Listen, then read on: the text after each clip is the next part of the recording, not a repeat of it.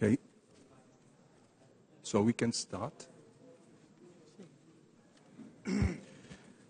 President Napolitano, dear Mario, distinguished panelists, dear friends and colleagues, ladies, gentlemen, welcome to this conference on the problems of European integration.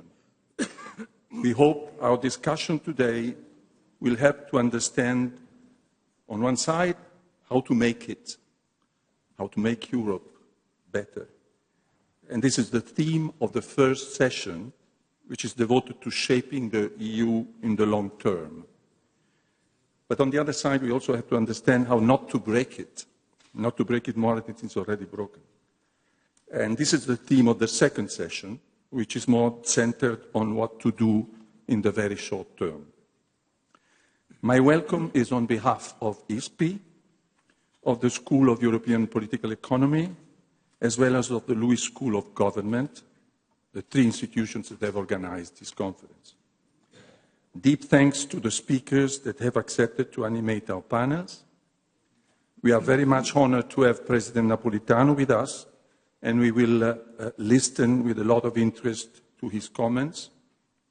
The Italian Minister of Finance, Piercarlo Padoan, was so kind to accept the invitation to come, but for very serious family reasons will be unable to come.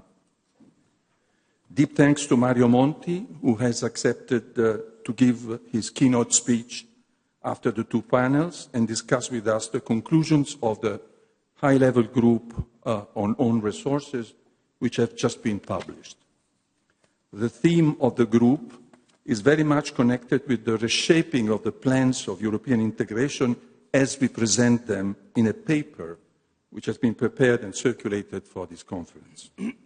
And let me offer here a few bullet points on this paper. During the last year and a half, there has been a drastic downsizing of the ambitions to deepen European integration. And this prevents any significant step in the direction of the five-president report that used to be the plan, and that in our paper we call Integration Plan A. But it also prevents us from going in the other direction, that is to blend national policies for reducing risks and supranational risk-sharing initiatives, the risk reduction, risk-sharing model that we call in our paper Plan B. Plan B was less ambitious of the previously targeted Plan A, but doesn't seem to work either. We maintain that the European Union and the euro area cannot tolerate the present stalemate. Something has to be done urgently. In the very short run, our proposal that we call Plan C is to concentrate economic and political efforts on producing a set of European public goods which would be dependent on a gradually enlarged and reorganized EU's own resources, also following the analysis of the high-level group chaired by Mario Monti. Pushing on the production of public goods could favorably influence the public opinion, decrease Euroscepticism and populistic nationalism, and perhaps allow the integration process to become again more ambitious and perhaps bouncing back towards plans B and A. We think that the completion of the banking union and some substantial steps towards the capital markets union should be considered essential parts of the planned production of public goods. We insist at length on this point in the paper, and we think that the banking union is crucial for our Plan C, in particular for implementing risk-sharing and support the same existence of the euro. The banking and capital markets union, we believe, generate crucial public goods. Relevant for the banking union plans is also the statement of the European Shadow Financial Regulatory Committee that has been circulated. I am a member of the Shadows, while my co-authors Sergio and Marcello are not. The statement discusses one of the most important elements of the banking union that has still to be completed, i.e. the consistent implementation of the bail-in rule and of the resolution directive. The Monte dei Paschi di Siena is an example of this issue. There is no doubt, according to us, that given the presence of important legacy problems, a systemic risk exception from the application of the bail-in may be necessary. However, the condition for the systemic risk to be a valid concern must be defined more clearly, and the exception must not be abused to favor special interest groups. Various suggestions are offered to make this possible, such as more important role for the European Stability Mechanism. The shadows will welcome any comments on their statement. Going back to the paper for this conference, besides Plan C for the short run, there is something for the long run. We think that the transparent discussion of a targeted redesign of EU institutions and treaties, even if defined and implemented over a relatively long period, would greatly enhance the effectiveness of shorter-term moves.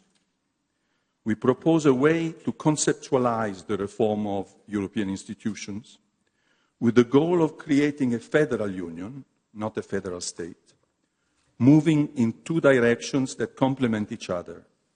On one side, a neater supranationalization of certain policies, and on the other, a clearer distinction between supranational responsibilities and policies that member states must enact with full autonomy.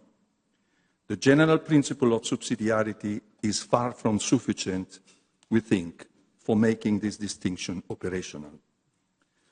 We believe Italy is in a strong but delicate position to contribute to the short-term actions necessary for the restart of integration.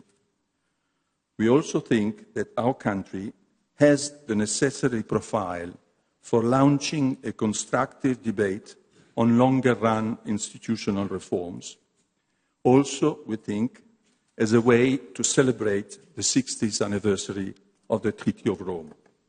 We must profit from this opportunity, from the opportunity of this anniversary, to promote the start of an open and transparent discussion, not only among the leaders, but also involving a wide group of intellectuals, politicians, and more generally, the public opinion. More on the ideas developed in our paper will be said by my co-authors, who will introduce the two sessions that follow, and we hope to have comments from the panelists. We are sure we will have interesting comments from the panelists. Sergio Fabrini, who has now the floor for the first session, and Marcello Messori, who will chair the second one. Thank you. The floor is yours.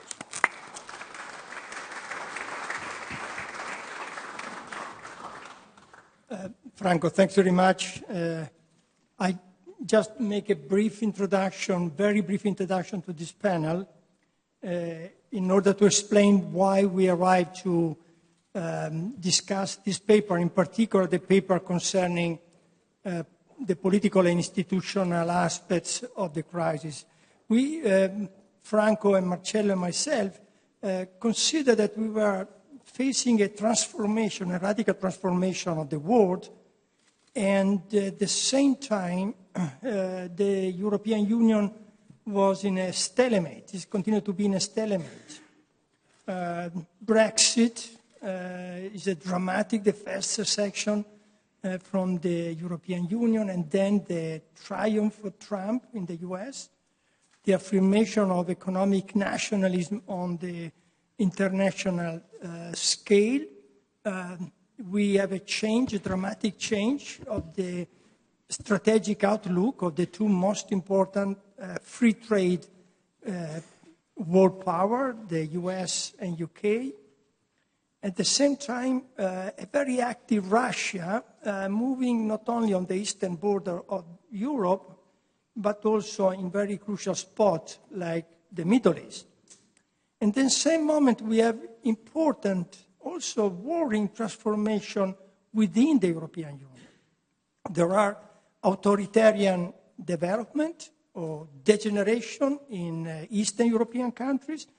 There is a strong populist appraisal in many Western European countries.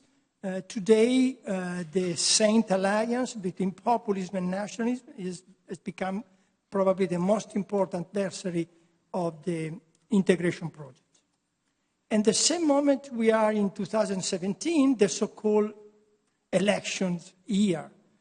We will have election in France, then in Netherlands, then in Germany, who knows whether also in Italy.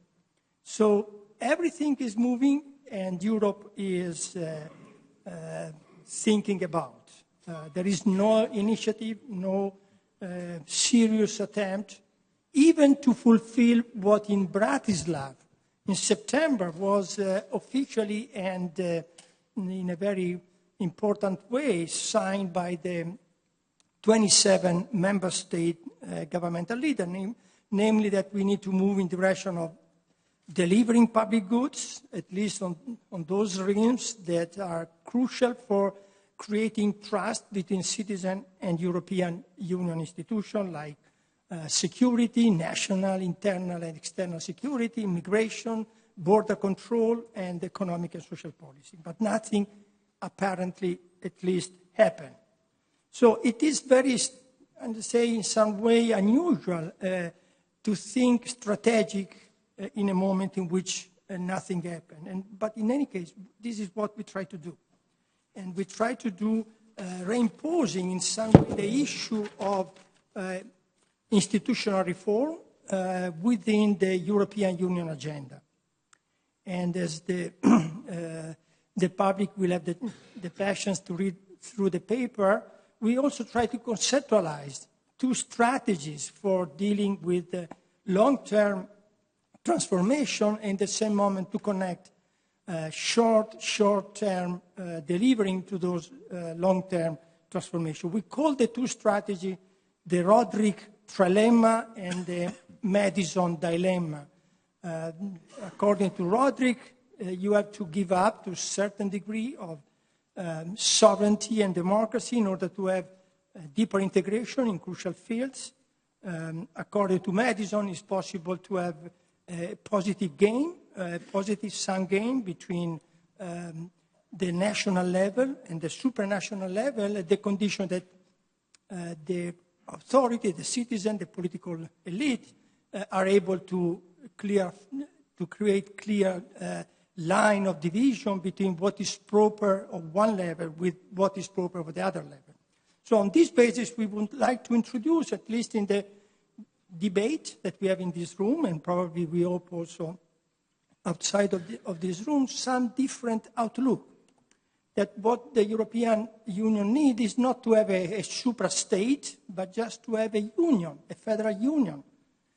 And this federal union should be organized according to criteria of separation of power, not centralization of power, that we have to stop the centralizing trend, or at least the centralizing interpretation of the closer union clause, that this kind of centralization has gone too far to a certain extent within the Eurozone, because that centralization has not been accompanied by democratization. So we have an increasing role of technocratic bodies taking decisions that affect deeply the democratic life of the member states. So there is too much confusion in order to have a future on the European Union. So it is important to start from the fundamentals, to open up that discussion that has been always put under the table, that we have to think what we want to do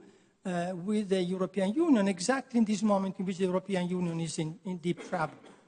So here we come with this panel and say, asking to the three of you whether you think this possibility is reasonable. I do understand, of course, that it's not realistic. Everybody said in this moment you cannot open up a strategic discussion. I think that there is good argument also for saying that we can or we should open up discussion exactly when there are trouble of this magnitude. This is also the way in which at least the three of us as Italians want to honor the 60-year anniversary of the Rome Treaty, and the people that in Ventotene thought to Europe when to an integrated Europe when nobody was thinking about the long-term perspective of Europe. So in some way, we would like to take that soul in the table and in this debate. I am happy and honored to have in this table 3 very important, very influential scholars and observer of European affairs. I start with the alphabetical order with Renaud Deus. He is the president of European University Institute since 1st September 2016. He was previously Jean Monnet Professor of European Law and Political Science at Sciences Po, where he founded and directed the Center for European Studies. He's also chair Sciences Po Governing Council from 2013-2016. He was advisor of Notre Europe, the research center founded by Jacques Delors. Renaud was a member of several working parties on the reform of European institutions established by European institutions and the French government. You have 10-15 minutes. The floor is yours. Thank you, Sergio. Let me start by saying how grateful I am for this invitation. It's not only a good opportunity for me to reconnect with the debates underway in this country, which has always played an important role in European integration, but also a way to carry on the reflection along the lines of, well, much of my earlier work. I would start my few remarks by referring to your final remarks, Sergio. Is it really the right time to think about these issues? We know how difficult it is to carry out a discussion on the future of Europe, not least when you want to open up the institutional Pandora box. And yet, I would say, I would really strongly plead in favor of such an approach. I think that it may be wise not to discuss it too openly in the first place, but it's important to know in which direction one wants to go. I would here quote a notorious French citizen who was born as an Italian, Gambetta, who, talking about the situation of Alsace and Lorraine after the defeat suffered by France in 1870, said, pensez-y toujours, n'en parlez jamais. Always think of it, but never mention it. Likewise about the future of Europe. If you don't know in which direction you want to go, the likelihood that one will make progress in the right direction is indeed rather small. And yet, why is it that it is so difficult to embark in an open-ended discussion about the future of Europe at a political level? Essentially because we must recognize it. At first, again, you cited the 60th anniversary of the Treaties of Rome. We know that the history of European integration is marked by a series of extremely ambiguous compromises, where on the one hand one agreed on a number of steps forward, while at the same time disagreeing on very essential points.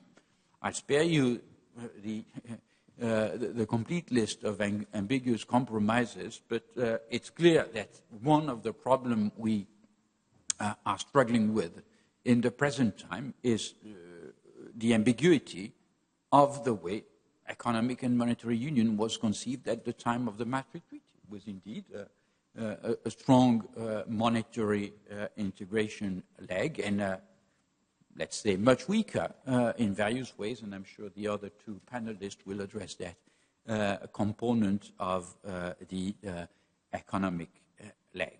Why this? Because there was deep ambiguity between the member states as to what was in their interest and what was in their longer-term interest in particular. So the history of Europe is, of European integration, rather, to limit my remarks to the recent past, is marked by deep ambiguity. And whenever one has attempted to come out of the bush and address problems head-on, let's say that their efforts were not crowned by success. I mean, at the beginning of this century, Joschka Fischer delivered a beautiful speech in Berlin where he declared the money method to be dead and argued in favor of some kind of constitutional settlement. And you know what followed, a very intense pseudo-constitutional debate culminating in the attempt to push forward a draft constitutional treaty, which was derailed then by the people in France and in the Netherlands. Already a clash between the constitutional ambition and the emergence of strong dissent among the people, something that basically anticipated what was to follow. What followed was actually a situation where, say, the disconnect between the people and Europe has grown larger and larger. Almost 10 years ago, two well-known European scholars established in the US, Lisbeth Haag and Gary Marx, characterized the situation as a situation of stalemate in which basically, they argued, because there was growing dissensus within the peoples, in plural, of Europe, it was necessary to move towards what they called a post-functional strategy. No more ad hoc agreement on grand objectives, but something else. The something else in question is basically what we are struggling with today. But how can we come up with a response that will address the concerns of the people and reconnect them with the integration process? Since these remarks were made, we've gone through a crisis that many agree to characterize as the most severe crisis Europe has faced since 1945. The European response is really characterized by its deep ambiguity. On the one hand, that's the most visible part, there was a lot of intergovernmental steering of the European response. The best incarnation being the endless list of European summits convened at times at the very last minute to address more or less effectively burning issues. On the other, although this is less clearly discerned, there were, in some specific areas, big leap forward in terms of delegation to supranational bodies. Look at the role acquired by the European Central Bank, not only in the field of monetary policy, where it has de facto become a lender of last resort, but also in the field of banking supervision, where it had been explicitly denied regulatory competences at the time of the Maastricht Treaty. Look at the role, the part played by the Commission in the implementation of fiscal discipline, a part that was not perhaps perceived initially, because indeed the symbolic was largely intergovernmental, but de facto we now see that the Commission is in the position to exert a steering role of its own, which exposes it, of course, to criticism on the side of both creditor and debtor countries. So all this gives the impression of ad hoc responses to burning issues without any clear sense of direction. Why, you may wonder, has it been the case? And here, I mean, I don't want to be too long, so I'll simply say that, to my mind, the dominant element in this response was fear and mistrust. Fear of the unknown, fear of the explosion of the European system, particularly in the case of EMU, fear of expulsion on the side of some member countries, leading, because there was huge mistrust, to significant delegation of authority to supranational bodies. Now, the difficulty is how to make this acceptable to European publics that, as I said earlier on, feel deeply disconnected from what's been going on at the European level. The period we're faced with right now is not only characterized by strong populism, that is known to everyone, but what is equally worrisome, I think, for the stability of Europe is the impact of the emergence of populist movements onto the mainstream political forces in a number of member countries. Basically, because of the presence of strong populist movements, mainstream parties have become extremely opportunistic when it comes to dealing with European issues. And that makes for a rather explosive, let's say, environment in order to embark, if one wants to embark in the grand discussion that we have to face.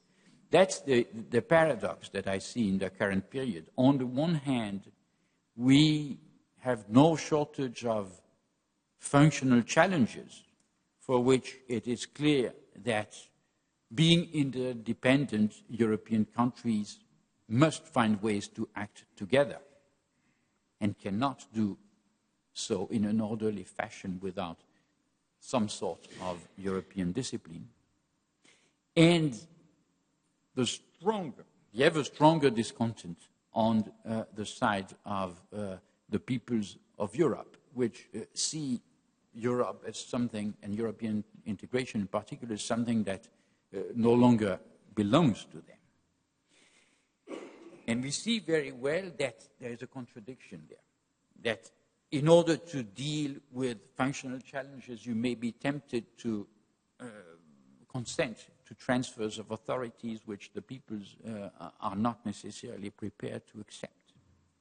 So my contribution to your discussion would be to say that in addition to the two, let's say, streams you identified, I would list a third one, which I regard as a real cornerstone in the discussion to come. The distinction between those problems, issues for which you may, indeed you need, some sort of superior authority to indicate the direction in which policies should develop, and those policies for which you want European issues to be more responsive to the views and the preferences of the people. So far, we have reasoned as if basically the whole of Europe could be transformed into a more responsive political system, and that's basically the rationale for the invention of the Spitzenkandidaten system. But look at what has followed. We now see in some countries strong reaction about the way the so-called more political commission that we now have is handling some of its duties, be it in the control of fiscal policies or in competition policy. And unsurprisingly, what follows is remarks, proposals made in some corners on the necessity to revisit the distribution of power no longer between Europe and its member countries, but at the European level. When Mr. Schäuble says, well, fiscal policy is so important that it should not be left in the hands of a political commission, or when he says competition policy is so important that it should not be left in the hands of a political commission, he opens indeed a new front, which is how we want power to be allotted, I repeat, no longer between the Union and its member countries, but at the European level. And we have to find, I think, guiding principles to explain what are those areas in which we want Europe to be more responsive to the preferences of its citizens, on the one hand, and on the other, those areas in which you don't want majoritarian politics to decide on the policy course to be followed. I lay the problem on the table. I'm happy to return it in the course of the conversation. Thank you.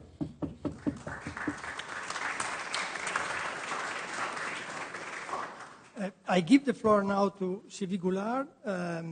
Sylvie has been a member of European Parliament since 2009, re-elected in 2014 for the Southeast constituency of France. She sits in the group of the Alliance of Liberals and Democrats for Europe. She is a member of the Economic and Monetary Affairs Committee of the European Parliament and a substitute member of the Constitutional Affairs Committee, as well as substitute member of the Money Laundering, Tax Avoidance and Tax Evasion Committee of Inquiry in the European Parliament. She is president of the European Parliament Intergroup fighting against poverty.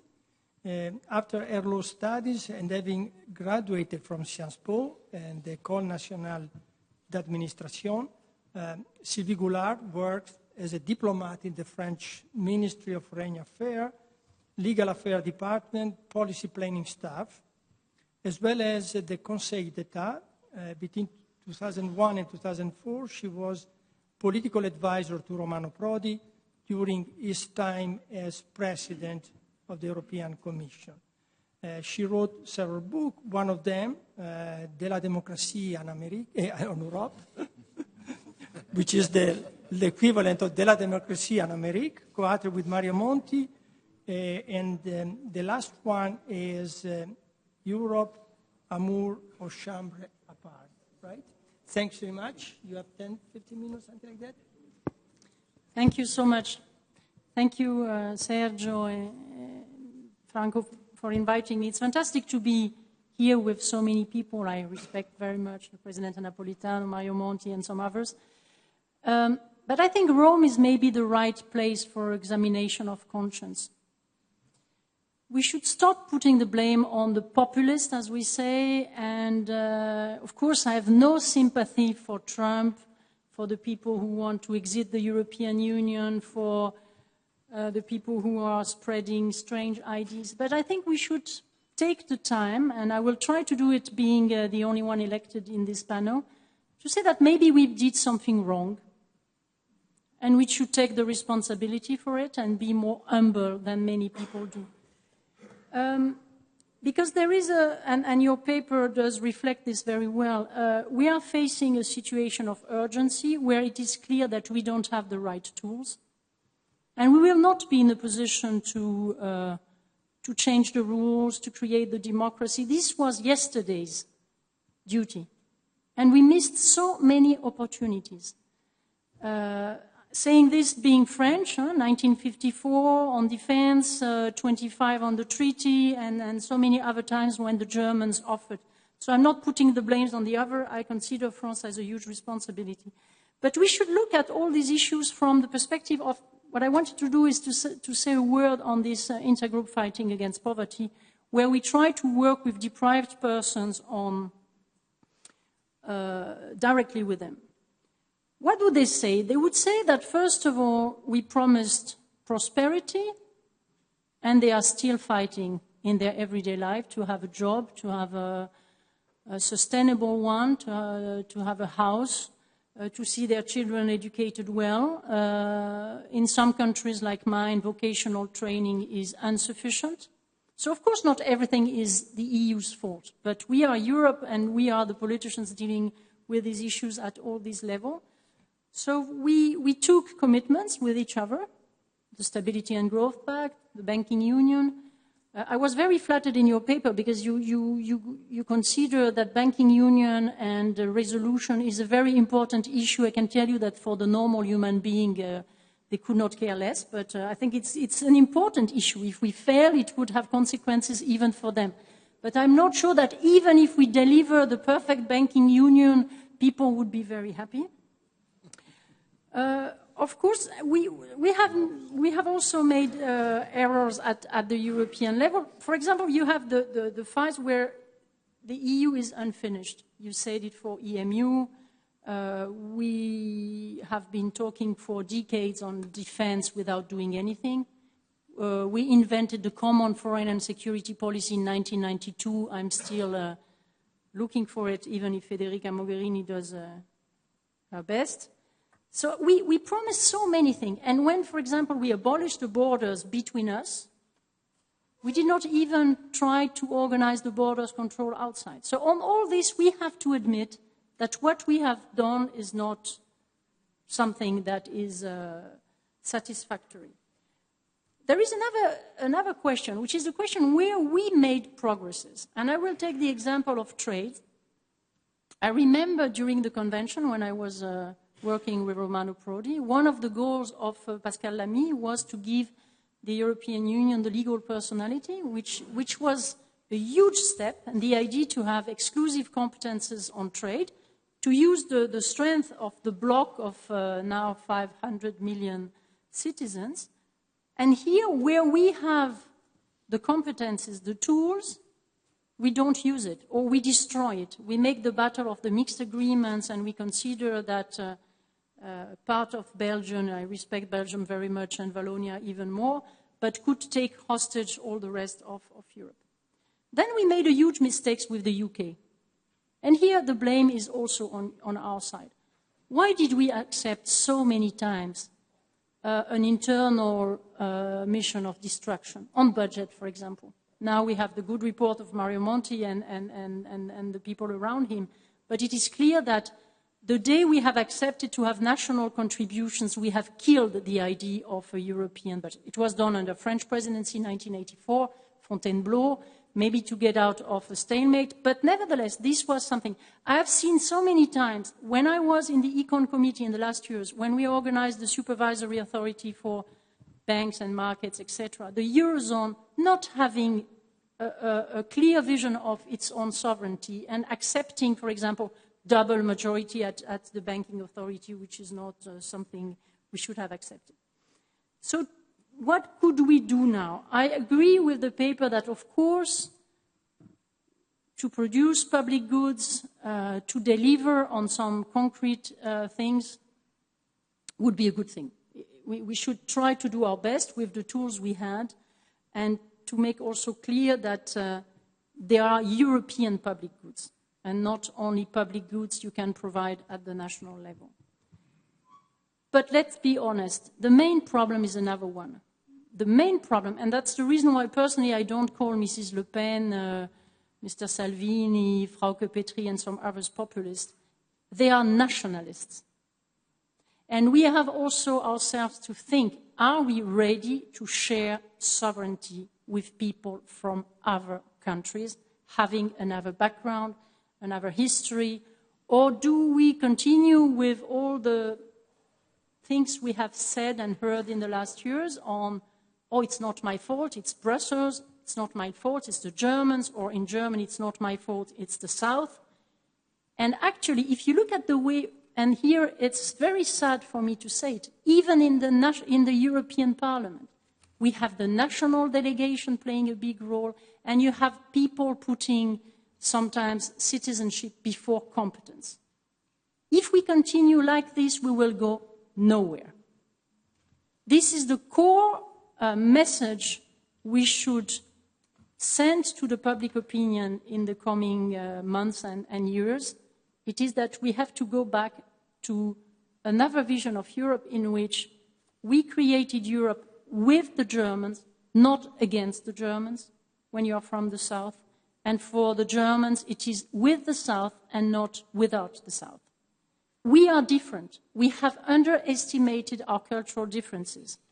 We have believed you sign a treaty and then you transform people and they share, I said it before, Peter Pratt, who's doing a fantastic job at the ECB, people share the same vision of what a currency is, of what savings is, etc., etc. So, once again, beyond all the measures we can take, the concrete ones, etc., if we don't tackle the issues of rising nationalism, we will go nowhere, and people will not be satisfied just because the roaming costs are decreasing.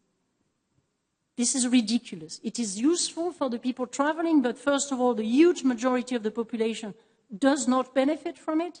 And you can, how can I say, motivate human beings with roaming costs. No, and I say it in the city of Rome because what is now lacking is a common spirit. We wrote it in our book with Mario Monti some years ago. The spirit is more important than the structures, the procedures, and the figures. And what we have in front of us with Trump and the new UK might go even beyond what we believe we are facing. First of all, in terms of security, when I hear America first, it is exactly the contrary of the Marshall Plan. So what is put into question, it is the logic that was our logic and that has been for decades since World War II. America first might mean nothing for Europe, but on the other hand, I don't want to defend Trump. I don't know how many presidents already asked for burden sharing. Read what Obama said in Hanover in April. Many messages coming from America were that they don't intend to stay forever in Europe. And we have not even begun to prepare ourselves. So this should be a wake-up call for us. The second point with Brexit, there are 2 points that I wanted to make. The first one is, are we still going to live in a rule-based order? We are always criticizing the rules. We are always criticizing the people who want us to respect the rules. But what if there are no rules anymore? What if we consider that trade can be done with a race to the bottom on tax issues, but also maybe on the quality, environmental, no more norms, nothing. If you read carefully what is happening now in the Anglo-Saxon world, this is also criticism of the existence of rules and also of the necessity to have a court. Okay, you don't like the Court of Justice, but you see the point. A market or even a custom union without any judge to say what the rules are means la loi du plus fort, Machtpolitik. The only thing that will remain will be the clash of powers. So that's the reason why I must admit I have no solution, but we should stop having taboos. I don't care if there is a relaunch with intergovernmental means, because in any case, the governments will have to be at the heart of the system. Then, of course, if we want any project, anyone, is it in the economic field, in the defense field, in security, to be sustainable, we will need institutions to manage it. But we should stop opposing the national level that can dare la mossa, as the Italians would say, and the ones who are managing. In the last years, there were no initiative and there was a very bad management. And once again, my last word, think European. If you want to be considered as Europeans in the world, stop looking at the single market as not an entity, but a place where national companies fight against each other. I say it with the French words. In France, we like to buy companies outside. Then we build the champions européens. If, of course, some others come to France and buy our companies, they are people who try to fight against our national interests. So I don't have a solution, but I'm sure we are in front of a bumpy road. So go to Saint-Louis-des-Français and put some candles for the future of Europe. Thank you.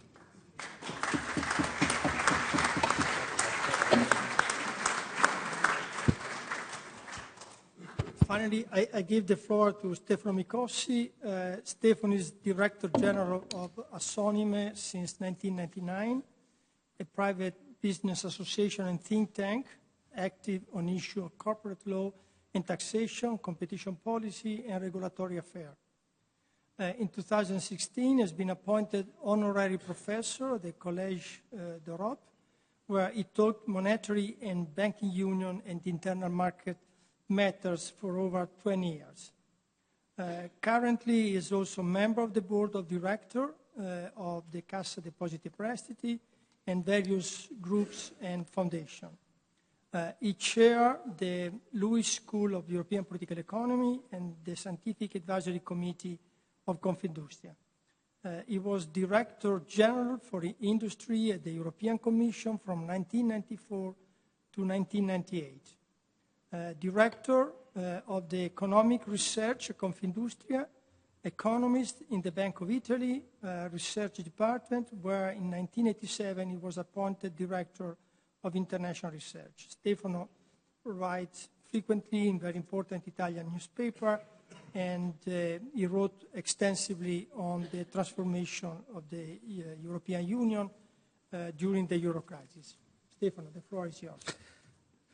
Thank you. I am very grateful for this invitation to be here, and of course to the organizers for creating this chance of discussing what is becoming the unspeakable, that is how to progress in the process of political union in Europe.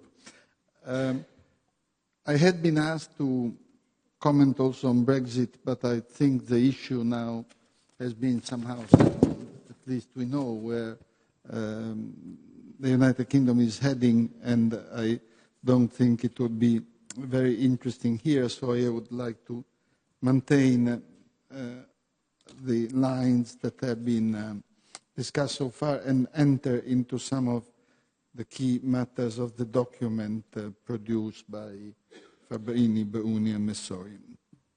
I want to make first, however, a general statement that something serious is happening around us. Of course, Europe is a political project. We knew that it was there to promote peace and prosperity for its citizens. And now the environment is making the achievement of political union even more important, because in a way we are losing the big umbrella that has been over us in the past 70 years, which is the fact the United States were the standard bearers of the principle of liberal democracy in the world. And we may be losing that. And the question is, will Europe be able to remain or become the standard bearer for liberal democracy? And this is unclear, because the great temptation will be to call into question the international liberal order and open trade. And I think the antibodies that we have inside Europe against protectionists may not be as strong as we want. And the exit of Britain in this regard weakens these antibodies. And I think there is a great danger here, because the politicians are all too eager to accommodate a restless public opinion by providing protection against the unknown foreign influences. And this may seem like a least costly, and it is a disaster. So I think we should keep this in mind as we continue this discussion, because this is going to be the greatest danger on the construction and on the world liberal order. I will concentrate my remarks on economic governance, because I think it is a key issue for the survival of the European construction, but also because this is what I've been working a lot on, and if we don't manage to restore a workable compromise here, the risk of going into reverse for the entire construction is very strong. So the way I have decided to approach the problem today, briefly, is to look at requirements for a functioning construction rather than at what is politically feasible today or feasible compromise today. And I think Sylvie has already called our attention to the need to look at these issues with open eyes. Okay, I see three main areas where we want to be sure we understand the ingredients. The first one is we have to agree again on shared goals for our economic policies. I think politicians have abused of the idea that if something doesn't work very well, it is Europe's fault. And I think the Italian government has abused this very seriously and very gravely in recent years. And I think this is a terrible mistake. The first thing to establish is that our prosperity and productivity and economic success is created at home. It doesn't come from Europe. Europe may help to strengthen it, to broaden it, and to give it greater, more solid foundations, but prosperity is created at home. Italy and France today don't have credible policies at home, which is becoming a major obstacle to feasible, workable compromise on economic policies. And we must look this into the face. And all this noise about, turning Europe around, creating a new deal, this is garbage. We must say it, we must write it, and we must stop this nonsense. Convergence is a prerequisite for this system to be together, economic convergence. Productivity is the permanent foundation for growth is created at home. And we need credible commitment to creating well-functioning economies if the system has to be together. And incidentally, if we don't have that, we will not have a functioning banking union and we will not have fiscal integration. There is a room for common policy at EU level to cushion aggregate common shocks, anti-cyclical instruments, and even idiosyncratic shocks with liquidity support, as the ECB has shown, and financial assistance through the ESM. And we must also understand that the balance of payments imbalances that we see around should not become the subject of great philosophical compromise about the functioning of the economic system. The key issue is this. If this capital, if this excess saving could be recycled to our deficit countries, there would be no problem. And the reason why it is not recycled is that, of course, we don't have capital market union, and we don't have it because we have huge problems of confidence and mistrust.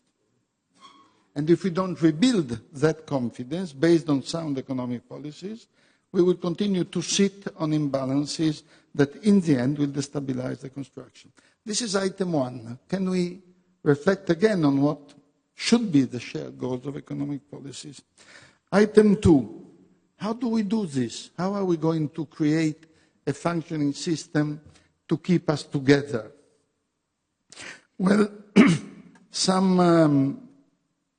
first, the Stability Pact. It has become cumbersome and unmanageable. But we do need to restore some credible substitute for the Maastricht compromise that was broken by the crisis. I think the beginning of the solution was suggested not long ago by Professor Monti, who is sitting right here. I hope I didn't misunderstand you, but the way I read it is tight budget constraint on national current budget, cum golden rule for investments. Golden rule, that means that you can spend in deficit for worthy investment, provided a return that finances those investments. This is the way I read it. If we can agree on that, the next question is, how are we going to do it? The decentralized solution based on rigid rules now seems to to receive a lot of attention, especially in Germany, but the delusion that it may also help appears also in the diverging countries. The problem with the decentralized solution is that it entails no risk sharing. So it is likely to hit every now and then serious crises, and actually it is, because of that, it is not credible. Because in the end, the spillovers from these crises in a large country are so big that the idea that you respect the rule of no help, the rigid Maastricht original no bailout rule, is not credible. So we need some forms of centralization and risk sharing. Here, one variant is the American solution. The American solution is anti-cyclical function at federal level and rigid respect of the budget constraint at the state level. A European version could be that we create some discretionary power with effective transfer of sovereignty at the center. And then, to do this, we need a Minister of Finance. And we place at federal level an anti-cyclical function, but also enforcement power to respect the rigid, what I described as the Monti rule on zero deficit on the current budget. If we have an anti-cyclical function, then we have to reflect on the role of the ESM rather than the European budget, which has no hope of playing any role there. And the ESM could indeed provide the room for anti-cyclical policies, risk sharing. In order to do this, we would have to change its governance. And the last point in this construction is that we have to look again at the European Council. We know what happened.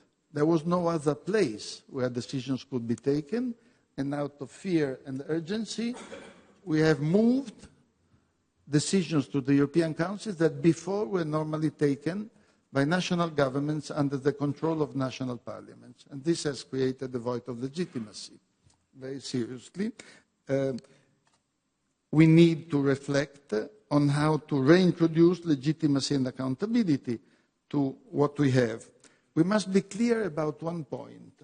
The intergovernmental method, in the end, will break the system because it creates resentment everywhere.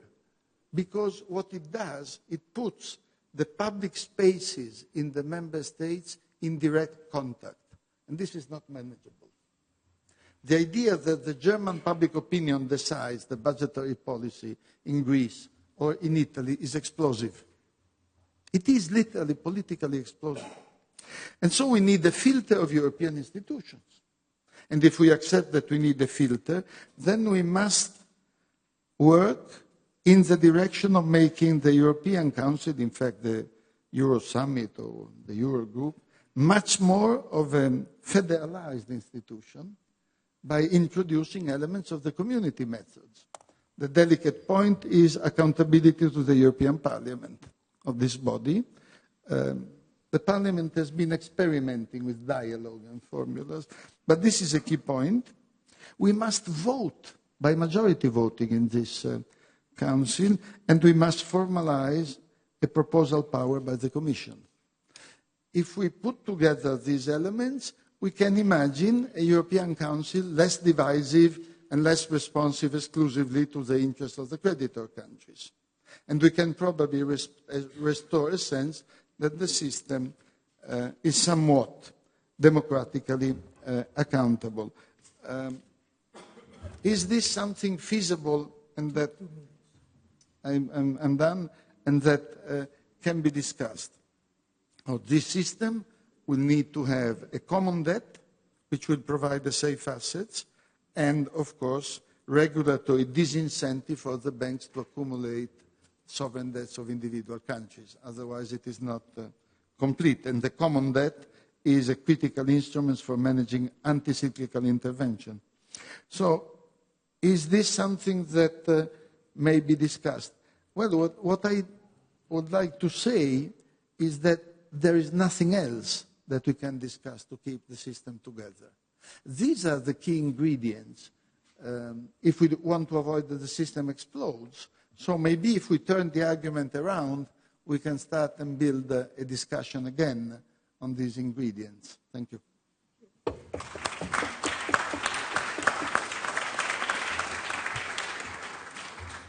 I think we have a few minutes for question and answer. I would urge you to say your name and make question but not comment. Okay, please. Please. Thank you very much. Michele Ferrari, I'm an economist in China. So I'm here visiting it. Very interesting. We have a very interesting view about the European Union that actually is Non è un cinese quello.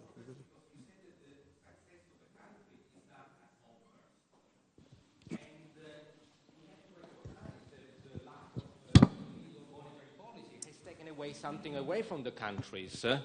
So I think we agree with you that success is made at home and we should not blame Europe, but in a way, Brussels, or we should say Frankfurt, has taken away one, not the only, but one of the weapons countries have to fix their economy, which is the currency that we didn't discuss today.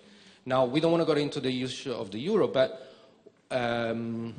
what do you think we can balance this, make success at home without having all the weapons that normally countries have had to be successful? And so it is quite natural that people blame other people because they have been taken away something. What would you respond to those issues? Maybe Miss, you would like, okay, thank you.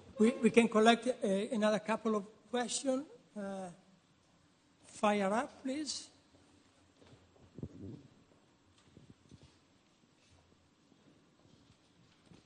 Somebody can raise question? Please, over there. Thanks. Stand up. Thanks. Good afternoon. I'm Michelle Souza, and I'm Aero Project Manager. And I would like to ask about Monte dei Paschi di Siena, MPS. Is it possible? No. Ask about it. I don't think so. I can ask about if saving... No, it's not connected to the debate of this panel, another right? debate in the so next... if you can wait for the next panel... At the next section. Thanks, I can give a question to Mrs. Goulart. Okay. I work also with immigration, and I would like that boards could be well defined for children that comes here in Italy and in other countries, because immigration is not a preservation children's affair. In Europe, I have a lot of difficulty to preserve children's rights in the south of Italy. I come from the south of Italy, and I see the European rights of children not respected by the European community, and I would like that it could have a lot of funds, much funds to help children, because they are not considered. Perfect. We go to the question. Okay. Thank you very much. Okay. A third one for Renaud. Okay. Is over there. Good afternoon. Laura Schifoni, United Nations Television. I'd like just to know a simple question. How do you think this debate today will change our minds and our ears in terms of European spirit?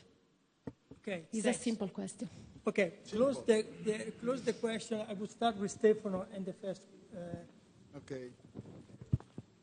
I think there is a a widespread idea around that is wrong, which is that if we had greater freedom to print our currency and to move our exchange rate, it would be much easier to deal with the problems and the inefficiencies in our economic systems. I am unfortunately old enough to remember what was Italy looking like when we had the full freedom to use our currency and to print our money to finance public sector deficit. And we ended up with 27% inflation and the Red Brigades shooting in the streets. So I think people's memories is a bit short. There is no escape from the fact that we cannot continue to live in a semi-socialist economies financed with inefficient public sector deficits. We have to overcome this system. And the idea that it would be easier to do it by printing money and letting the exchange rate go, I think, is simply nonsense. First of all, on this, I could not agree more. I think when we had the franc in France, it was the same. And the reason why is that now what we need more is to invest in education, human capital, innovation. These are the key issues. And on this is not the external rate that changed anything. On the children, unfortunately, we don't have a migration policy. We don't have common borders control, but we don't even have the positive side. So you can put the blame on Europe not respecting values, but it is true for children, it is also true for adults. Right now, I cannot tell you what we intend to do really in Europe. Is there a vision of what we want to do in terms of migration, of burden sharing? Certainly not. So, but it's not an Italian problem only, and it's not a children problem only. Okay, thanks. Nice set of questions. Actually, I want to hit the same nail as the previous two speakers. I think it's important to recognize that there is nowadays a kind of, probably because the times are difficult, a strange type of nostalgia, as if things used to be better 30 or 40 years ago. And it really is not the case on so many counts. Indeed, I want to emphasize, as Stefano and Sylvia said, that it's not that when they were totally free in the past to conduct their economic policy the way they pleased, the member states were better able to address the challenges that they were faced with. And even before they accepted to pool their sovereignty in this thing known as economic and monetary union, as a matter of fact, a great number of countries had relinquished their sovereignty. I mean, there was this thing called the Denmark zone, where the countries that were not Germany had very little margin of maneuver. They had to follow the diktats of Frankfurt already then, long before the Maastricht Treaty. So we have to recognize, and I move to the spirits part of the question, to recognize that we have ahead of us a number of very powerful set of problems. But be it the question of economic decline, be it the question of Europe's international security, be it the challenge of how to tackle the migration problem in a humane way, give me one challenge for which we would be better off acting on our own than acting together for European countries. It may not be enough to lift the morale of ordinary citizens to recognize the magnitude of the problems. We now have to come up with, let's say, a way forward solution. I'm afraid it will take some time. It won't debate, no matter how, no matter the quality of the participants will not suffice. As Sylvie hinted, education is an important part of the challenge. Education, providing people with the right kind of skills, in particular, they need for the future of their respective countries and region is, I think, an important challenge for the whole of Europe.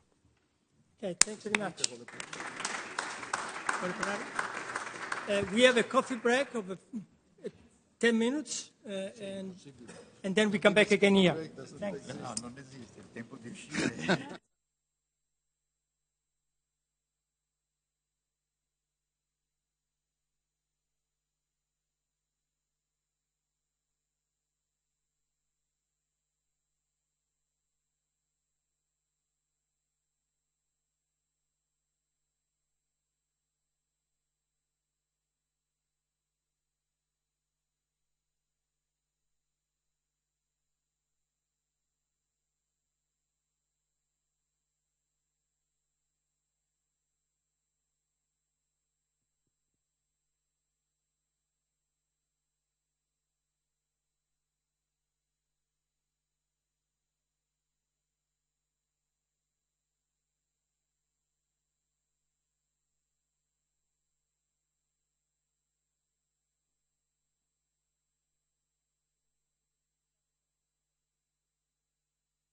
Yeah.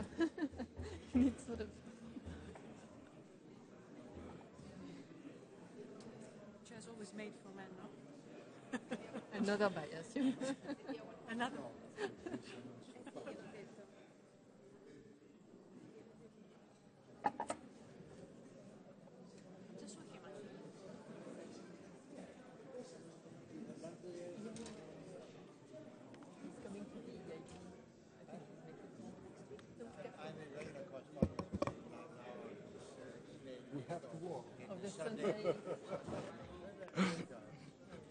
Okay. Thank you. So now may we restart, and let me start by saying that I'm very glad and honored to coordinate this panel that is composed by some of the most influential policymakers and scholars who analyze and regulate fiscal problems, monetary and financial markets.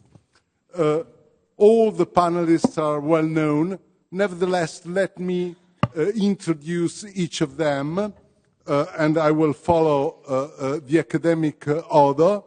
On my right, Maria Demeritzes, who is the Deputy Director at Bruegel, one of the most influential think tanks located in Brussels, as well as visiting professor at the University of Amsterdam. Maria served in different important positions in the institutional as well as in the private sector, and she published a number of important papers in the financial field. On my right, Peter Pratt, who is member of the executive board of the European Central Bank, as well as chief economist of the same institution. He served as executive director of the National Bank of Belgium and held a number of crucial institutional positions as well as academic positions. He also had an experience in the private sector, hence he has a unique view on regulatory and financial problems. Then on my left, Niels Tuggesen, who is the chairman of the European Fiscal Board and is Professor Emeritus at the University of Copenhagen. He served in a number of important institutional positions in Europe as well as in Denmark, and he extensively published in the field of European monetary and financial integration. And last on my left but not least, Natasha Valla, who is currently head of policy and strategy at the European Investment Bank. She held and still holds various positions in the institutional and private sector, and served in the recent past in different institutional positions. She offering important contributions in the banking and financial field. Hence, it seems to me that the composition of this panel is a good presentation to have an expectation, a very high expectation of a very stimulating debate. Nevertheless, let me try to introduce this debate by going back to a few points discussed in the joint paper written with Franco Bruni and Sergio Fabrini. As Franco recalled to us in the introduction to this conference, we maintain that currently the European Union and the European Economic and Monetary Union are in a stalemate, and we have to overcome this stalemate even in the short term. The attempt to find a balance between risk sharing and risk reduction failed. Hence, we pursued a less ambitious approach, a minimalist approach. That is the approach founded based on the European production of European public goods. So my first question is, may we maintain that in order to produce European public goods, we need a capital markets union and a banking union? Are the banking union and the capital market union able to produce some of these European public goods? And my answer, the answer that we offer in our joint paper is positive. Nevertheless, we also maintain that in order to have an actual European production of European public goods, we would need the completion of the banking union process and, the implementation and a rapid completion of the capital markets union. Unfortunately, these two conditions are not still met. I would like to be quite precise on the point. I do not want to underrate the importance of the banking union process. In less than 2 years, European institutions were able to build a single supervisory mechanism as well as a single resolution mechanism and a single resolution fund. Nevertheless, I would add that the banking union process is far to be completed. And the architecture of the banking union is still incomplete for two main reasons. First of all, the resolution mechanism lacks of a public backstop. And then the involvement of the private sector in the resolution of banks on the brink of the bankruptcy is incomplete and risks to involve even small depositors due to the fact that we were unable to build a European deposit insurance scheme. Hence, the second question that I would like to raise in this panel is, may we be able to complete the banking union? And in order to do that, we have, in a sense, to go back to the balance between risk sharing and risk reduction, due to the fact that the main difficulties in building up a public backstop and a European insurance scheme for deposits is due to the fact that central countries maintain that the banking sector, in particular the banking sector of peripheral countries, are too risky due to an excessive amount of non-performing loans and due to an excessive amount of national public bonds in the asset side of banks' balance sheets.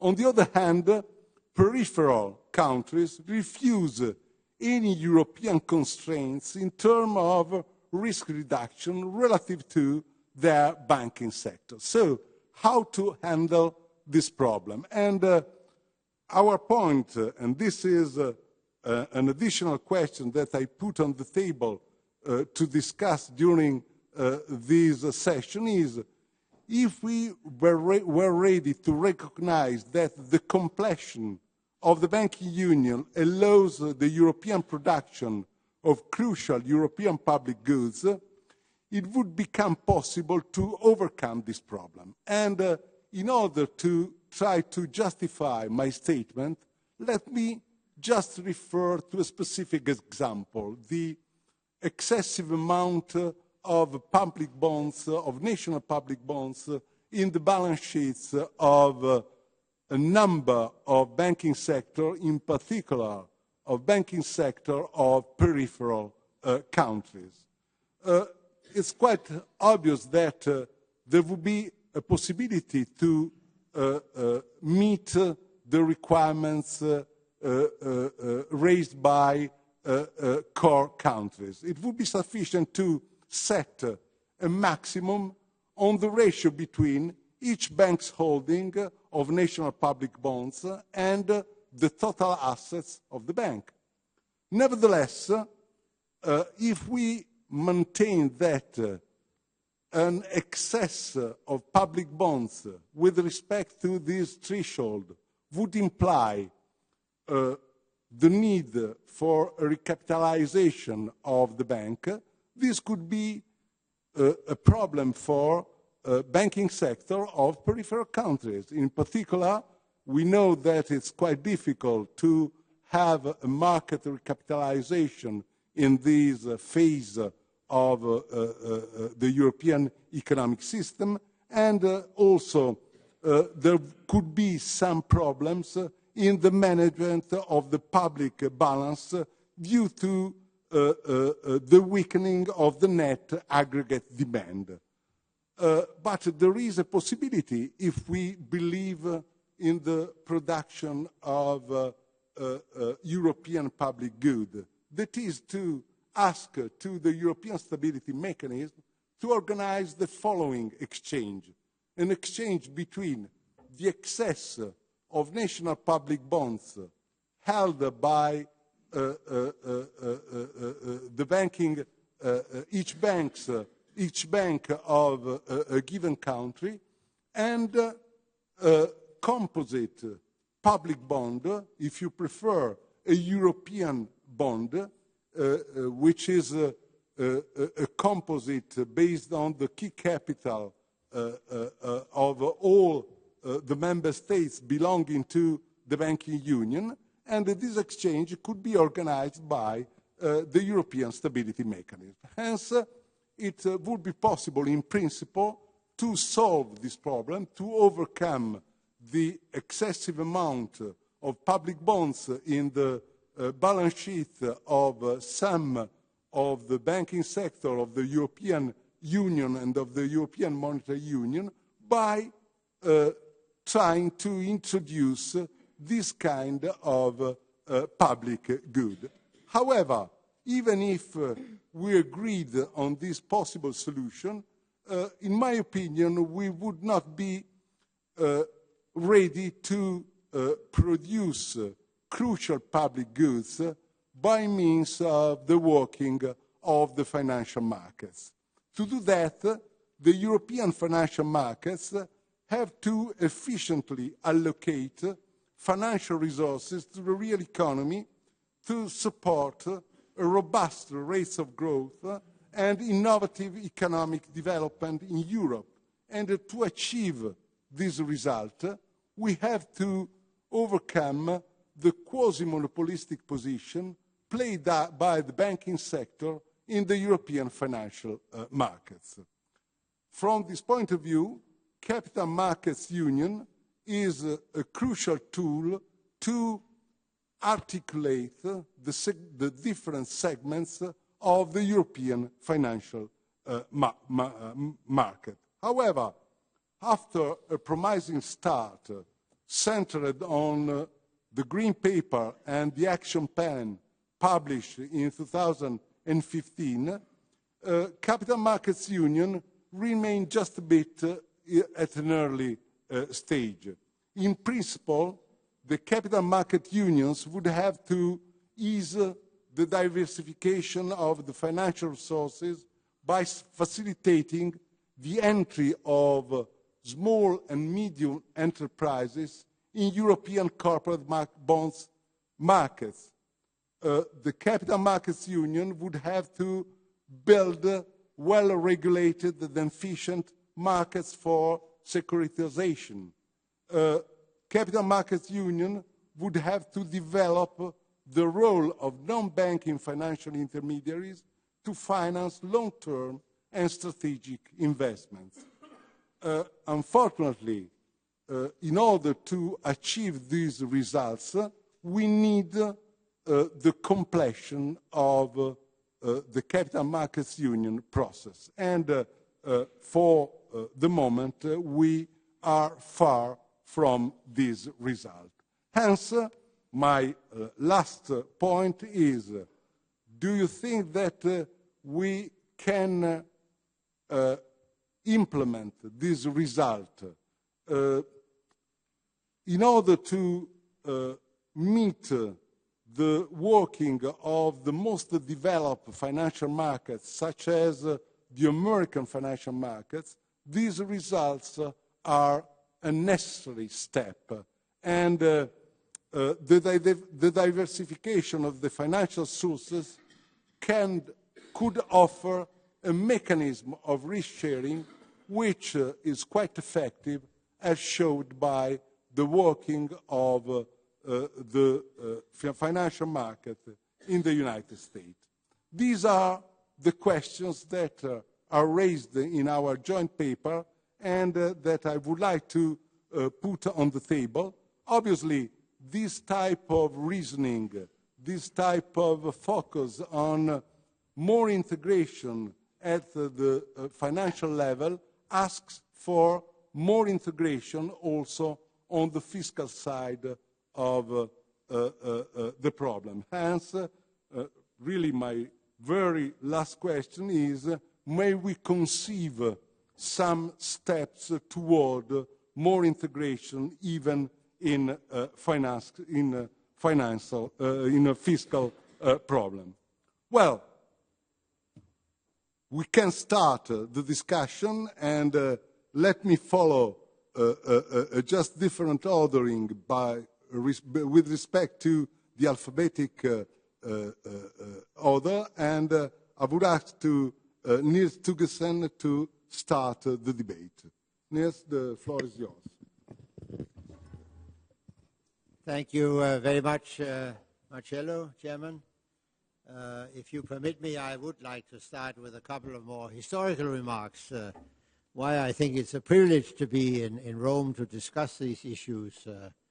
It brings back recollections of a time when ideas from Italy were very instrumental in shaping the kind of European integration we have today. I think of the period just before the Maastricht Treaty, when the combination of a strong team of monetary and financial technicians in the Bank of Italy, some of them are around here today, Stefano Micossi, Fabrizio Saccomanni, not Tommaso Padoa-Schioppa, unfortunately. They combined with also a strong push from Italy to look at the fiscal arrangements in Europe. If I may add a little bit of praise also for Italian politicians, then Finance Minister Giuliano Amato was the one who stressed the importance of correcting in the long term external imbalances or inside the euro area, looking particularly, of course, at the German surplus, much smaller at the time, but still a problem, he thought, in slowing down demand and taking away demand from other countries. So Italy has always had an ability to combine wide-ranging ideas, often of a federalist nature in Europe, with practical issues, practical improvements. That also applies to banking union. If I may add that, I don't think we would have had elements of the banking union today if it hadn't been for the alliance that developed at a time between, strangely enough, the United Kingdom and Italy in pushing for some role for the coming European Central Bank in financial supervision. They could be given some tasks and we should be grateful at least for that. It was started by Italy effectively, and it had not been possible to improvise the kind of banking union we've had since 2012 without that Italian input. So that was my historical background. I'm happy to be in Italy for that reason, also because I see in front of me several papers that confirm this impression of Italian talents on the European scene. One is, of course, your paper, together with the two co-authors and chairman today. It's also a couple of the papers referred to in your note, one by 8 Italian economists. Again, some are here, Carlo Bastassin, Fabrizio Saccomanni, and others on the euro area more narrowly. The third one is a paper by Piercarlo Paduan, who should have been here, but who's not, who gave in February last year an impressive paper and presentations of the longer-term development of the European Union and the euro area, with ideas that were ahead of their time, but still, I think, will be discussed intensively at some point, some of them relating also to banking union.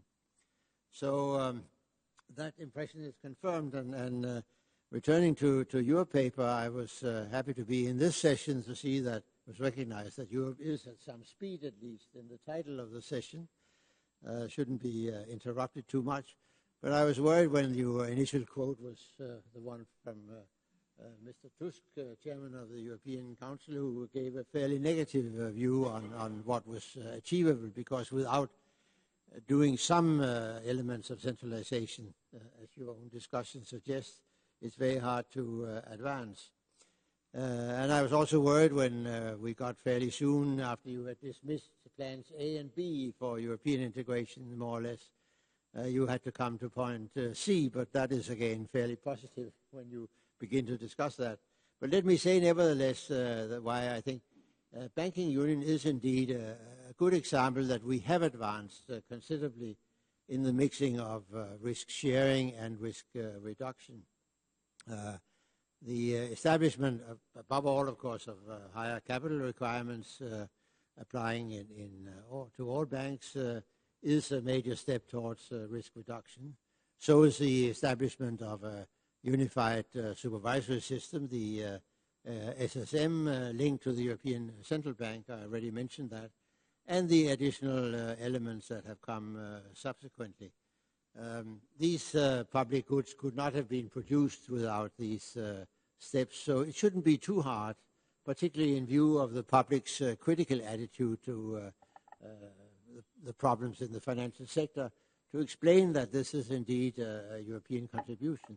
But in a way, I understand why in Italy, and particularly in Italy maybe, but also in some other countries, there's a perception that this is banking union is another example where the European Union prevents countries from doing some of the things they would like to do without putting something quite effective in their place. I don't think that's a fair criticism. I think the main problems relating to the Italian banking sector is the delayed recognition of the weakness of the banks relative to what happened in some other countries. Banking union was sold under the premise that now there was going to be common supervision, then there would also be one could then forget about the legacy problems. But the legacy problems in Italy are, of course, particularly serious, and the Italian authorities may have contributed, no doubt, to the problem and the disaffection about banking union that you see in some of the debate about the specific questions that arise in Italy at this point. Banking union may also have been oversold as a public good. When it came up in 2012, it was seen by many as maybe making superfluous fiscal responsibility for the banking sector. Risk sharing was not to be shared across the border so much as between, with the bank's owners and creditors. That was, of course, a somewhat different story. And with reference to the United States, there were also some analysis that suggested that this was, if you could achieve a well-working, functioning banking union, you would have solved many of the problems that relate otherwise to the need for fiscal transfers, fiscal mechanisms across a large area. That was clearly oversold, as you point out. There are some elements missing, crucial elements in banking union about particularly the size of the special resolution fund, the deposit insurance mechanism. I think things are moving ahead, but slowly, and Italy should continue to press for them. But these are clearly still omissions that may make it difficult still to explain why banking union is such a good thing as a public good as well. We should have no, I think, apologies to why Europe has relied mainly on banks. There are advantages in a bank-based system as there are in a capital markets-based system. But it's important to have both, and capital markets have clearly been underdeveloped in Europe, but we should think of them more as a complement to the banking system than as a more full-scale substitute. Banks can be perfectly adequate to take on the major role still in the future. But we do need the additional elements of some fiscal backstop for the banking union. And we need, of course, a good deal more on work on the capital markets union that will also need to be completed in the next few years. All of this, I think, requires, again, building, to some extent, institutions that can exercise some discretion on the basis of rules, but not purely rules-based system. And in that context, it is a concern, as I had the opportunity to discuss with Stefano Micossi this morning, that the structure of the banking union is particularly complex with several bodies, the SSM, the special resolution mechanism, and so on, and the competition authorities, which come crucially into the picture at times. And some simplification would be highly desirable in a longer run perspective. So these, I think, would be my remarks. I hope to come back to the more fiscal issues at a later stage. Thank you very much. Thank you very much. And now I would ask to Maria de Meuritzes to have the floor and to react to the different problems on the table. Maria. Thank you very much, Marcello, and thank you very much to the co-authors also for providing us with a very inspiring paper. There was a lot of material in there, a great ambition in there, and that is actually tremendous to see. I would like to pick on a few things that were prominent in the paper, and in doing that also attempt to answer directly some of the questions that you pose. You pose big questions and very deep questions, so I don't think that I will be able to answer all of them. But let me start with the shocking realization of how the EU is, and to use your words, downsizing its ambitions. And in fact, this is really a realization that we see more and more. There is a sincere demand for no vision, just progress. And you know, in that respect, I couldn't agree more with the panelists in the previous session, where we asked, it's exactly now that we need more vision, not less vision. So let me then give you a little bit of a context of my discussion. In the paper itself, the authors give a lot of attention to this issue, the discussion that is very prominent in Europe on whether we should whether we should reduce risk or whether we should share more risk. And in the Eurozone, there are two distinct camps evolving. One camp believes that we need to reduce risk before we can share any of it. And the other camp which believe that in order to reduce risk, we need to share it. And this philosophy has been applied anything from the way we have applied QE, all the way down to the fiscal architecture, to the future, the banking union, everything. So all the discussion is about risk, how do we cut it out, and how do we distribute it in the countries. And I'd like to sort of say that, in slightly provocatively and trying to simplify the issues, in the realization that issues are never simple, but in order to make a point, I'd like to argue that this discussion is a little bit misconceived, in my view. During the financial crisis, we learned the hard way that risk is not divisible. So, and that is why a small and economically insignificant segment of a market somewhere far away from here, namely the subprime, can actually generate a tsunami of financial turmoil. More so in an area like the Eurozone, where not only are we integrated and interconnected, but we are striving to be interconnected in various dimensions, economically, financially, but also politically. So that's the first thing. But more importantly, perhaps, in my view, it's not up to us to reduce the risks. We don't choose the risks that we face. They come to us.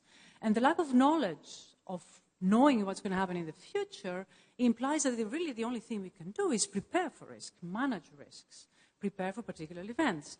So effectively, it's not really about either reducing risk or sharing risk, but it's how to robustify the system, in particular if you take a system view. How do you go about creating a system that is robust to events that come to us? Now, it's very tempting to assume that actually Europe is a very robust system. We have been through a lot in the financial crisis. We have in Brexit, possibly Trump, geopolitical risks, refugees crisis, economic refugees.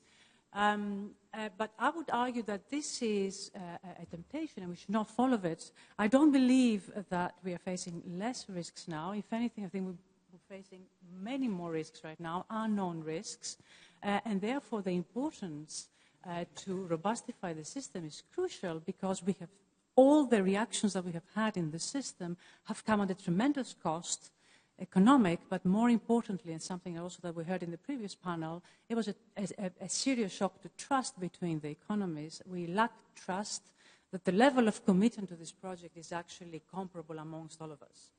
So with that in mind, so how do you go about creating a system that's robust? I'd like to offer three priorities, if you like, and they go in the direction that are also in the paper. The first one is, of course, completing banking union. We have been able to create a credible way of supervising the banks, also a credible way of resolving the banks. It needs to be tested, but I believe that we're in the right direction. The last component, the last leg of the banking union is the deposit guarantee system. That is always the most difficult part because it's a fiscal part. And this is where this discussion of risk sharing versus risk reduction comes into it. But nevertheless, I think if we are going to have two credible legs to this project, we need the last one as well. We need to create a European deposit insurance system in order to ensure that we have a credible also protection on the deposit side for the consumer. So that, I don't think that we can afford to not to do that. And quite frankly, I think we are getting there. It's just a matter of time before we can get that. But in my view, banking union is not complete when this is done. We need to do more than that. And here is where the real difficulty begins, I believe. We need to decouple the banking fiscal nexus. This is the diabolic nexus that we hear about. And we need to ensure that the no bailout clause that we have, not for the banks, for the countries this time, becomes credible, because right now it is not. And there are various things, I think, that will make this system more credible. As we said in the previous panel, I think we need to reduce the volumes of nationally issued debt held in the banks. That's one thing. You could do it either through the price mechanism or you could do it through the volume mechanism. We can discuss that. But I certainly think that we need to reduce that. At the same time, we need an appropriate fiscal backstop, and how you design it is, of course, interesting and it's not innocuous. But we haven't even agreed that we need that fiscal backstop, and I don't really think that you can do without. And it's interesting how the camp on this risk discussion of those who believe that we cannot risk share anything are also the ones who are striving for the bailout. But the fact of the matter is that you cannot really have a credible fiscal stop if you want to have a credible bailout clause. So I think this is where the discussion on the risk sharing becomes, in my view, confusing. And beyond that, and I think that's an important also issue, and in particular with the view to maintaining financial stability in Europe, we need to denationalize banking policies. I think that's an important thing if you want to ensure financial stability across the board, and there, of course, in recognition of the cross spillovers. So that would be my first suggestion. The second suggestion that I'd like to have, and that's less so in the paper, but it's an issue that's very close to my heart, and it's one that is not taking, in my view, as much importance as it ought to. We talk a lot about fiscal debts. When we talk about reducing indebtedness, we concentrate on fiscal debts. But I would like to argue that it's the private debts that are the problem in Europe. They're almost 2.5 or up to 2.5 times, the private debts are almost 2.5 times the fiscal debts that we see in Europe, so they're much bigger. And historically speaking, this is the highest levels of indebtedness that we have ever witnessed. If you take simply the fiscal debts, the levels of debts in the industrialized world now are very similar to what they were back at the end of the Second World War. But at the end of the Second World War, we didn't have any private debts, whereas now we do. And if we are going to resolve the size of debts, which right now are much bigger, we might have to follow similar techniques that were followed back then. And I put it to you that without important write-downs, we are not going to get there. Now, the problem of indebtedness brings me, of course, to the NPLs, the non-performing loans. NPLs are really a manifestation of how some of the debts can get unproductive.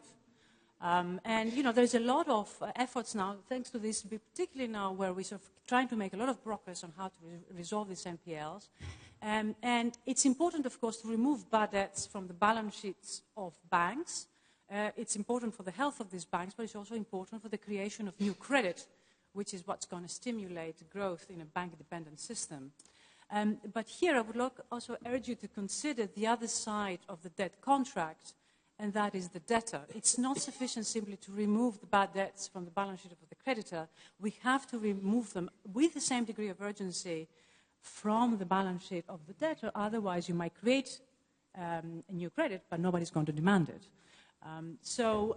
In my view, removing the loans from the balance sheet is important and necessary, but it's not sufficient. It is equally important to address the debt overhang, and with the same degree of urgency. So just building up a bad bank that is going to take the debts from the banks, but is not going to automatically resolve the debts from the debtors, is not going to do the works, in my view. And then the last point, which is always a difficult point, but you know, a number of people have actually used that, is more general macroeconomic management in the Eurozone. In the words of Mohamed El-Arian in his book, monetary policy is the only game in town. It is necessary, I think, for monetary policy to do what it does, but I think that with all measures that we have, monetary policy right now is overstretched. And inevitably, I think that the marginal gains from overstretching more are beginning to diminish, let alone the fact that it also introduced risks. And here I'm really looking at the banks. I mean, we're trying to sort out the banks, but if you're reducing the ability of the banks to make profits, how are they going to create new credit? So I think it's important. I would argue that we haven't seen that yet, but the longer we have QE and the longer we rely on monetary policy to generate aggregate demand when nobody else is doing anything else, the more the risk we are creating and the more self-defeating I think this is becoming. So it's important that while we're doing this, we also use other tools, and here fiscal policy is crucial. Where there is fiscal pace, we must absolutely use it, and where there isn't, we mustn't. But again, I would like to argue that this issue of reducing private debt should be part of our macroeconomic management. It's not just a financial stability issue. It really is part of the policy mix, in my view. And then we need to create incentives to boost aggregate demand, and here there are substantial differences between countries. You could think about encouraging investment in housing in countries that don't have, let's say, big numbers of home ownership, like Germany, but also it's important to manage the housing market. But all of this to feed into a sort of a way of stimulating aggregate demand well beyond what the ECB is doing at this point.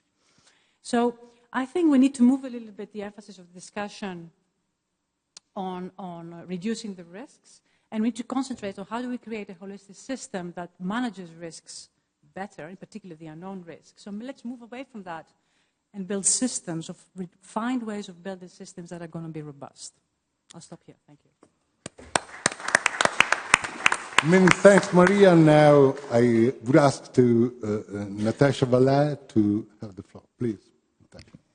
Thank you. I want to say a few words on the, thank you to Ersten Mal. Big thanks for the invitation to this very nice conference. It's really an honor to be there. Also because I have a special link to Italy because I studied in the European Institute. So that's twice an honor to be there. Just a couple of remarks on what has been said and on the paper before I dig into what I was planning to say. I think the four main takeaways, I think, or reading aspects of the reading grids I take away from the paper is that you stress a lot the notion of public goods, but European public goods. And without saying it that explicitly, you enlarge massively the universe of externalities that we can and have to look at when we think about the notion of public goods and therefore about the policies that deal with public goods. The second dimension has been underlined a bit by Stefano in the first panel is that underlying all those discussions behind the banking union, behind the capital markets union is really a matter of getting a way to allocate savings in the proper places, savings from excess savings economies to places where you have the cross-border flows that make the whole monetary union and also even European Union sustainable economically and politically.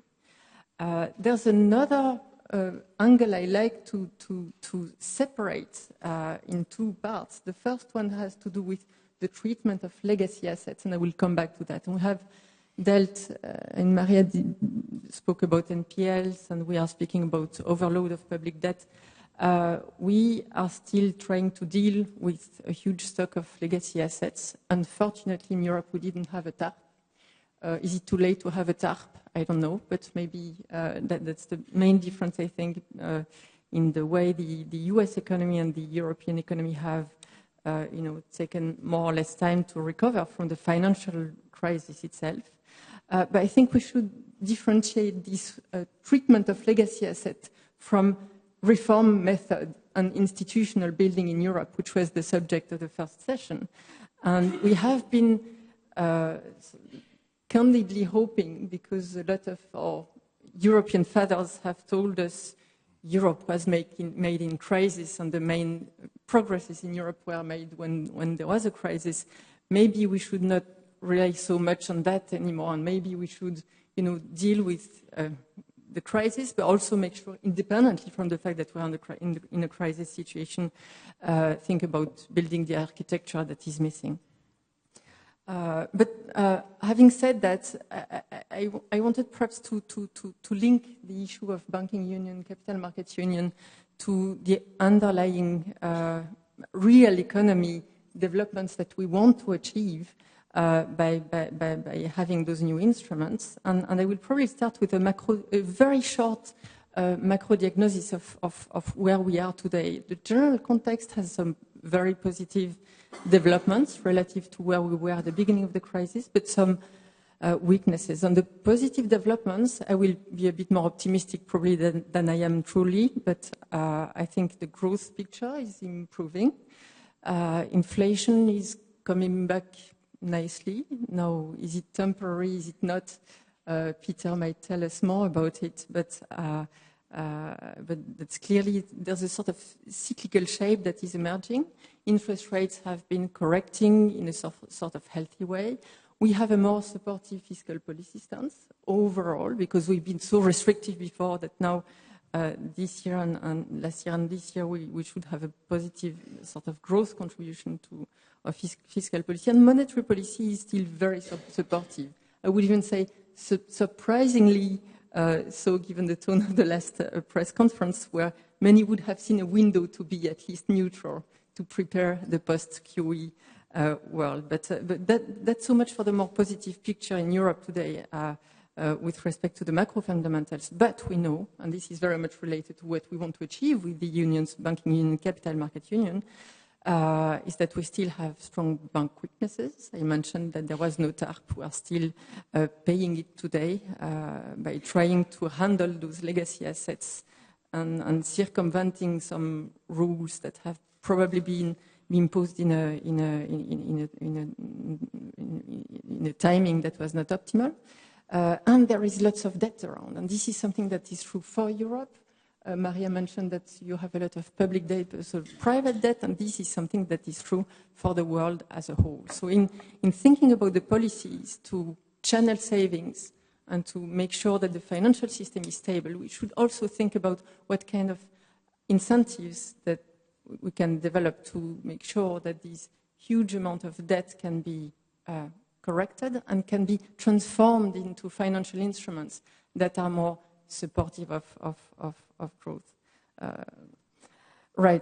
Another difficulty that we have right now, which might sound very much real economy, but which is related to finance as well, is that in terms of productivity developments, we are not the worst in the world, but it's not great either. And the main thing is that we have huge differences, a huge productivity divide within the European Union. You have, when you look at the quintile distribution of total factor productivity in firms across EU member states, you have countries where you have less than 5% of the firms in the top quintile. That's Denmark, Sweden, Austria.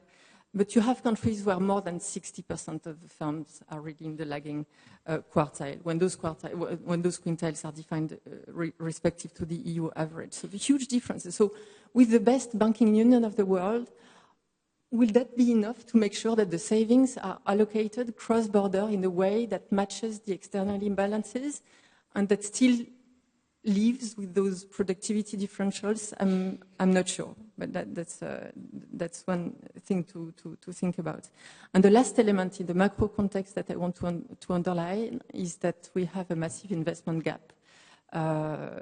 Views differ a little bit around the numbers, but clearly we've done an exercise in-house to evaluate more or less the annual investment needs that are not fulfilled in the European Union, and you have something like 600 billion plus minus per year, which is evenly distributed, fairly surprisingly evenly distributed between education, energy, ICT, R&D, transportation, water and waste. So you have a fairly, representative missing flow of investment.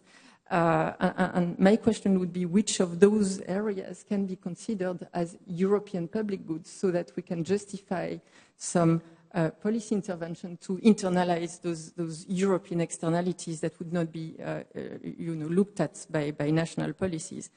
I strongly think education is one of them, and that was tackled in the first panel. But so that was by means of the macro context. Now, three remarks. Maybe one is the motto that we should never let a crisis go to waste. And the question is, Renaud said it this morning, we had a lot of ad hoc responses, and we're not sure we're able ex post to make a sort of coherent strategy out of it.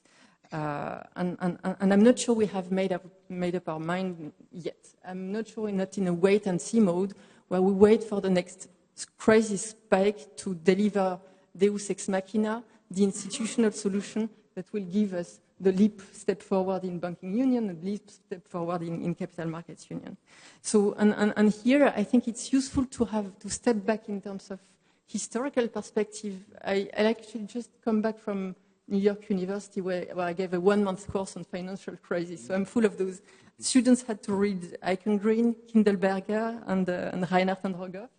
And basically what you take out of those, historical perspectives on crisis is that banking crisis, debt crisis, and currency crisis, they are frequent. They have become less frequent in some areas of the world, but they are recurrent. And it's not very clear that you ever graduate from them. And some will say you do, but others will say you don't. But what is key as well as a message is that the policy response to the crisis itself is key.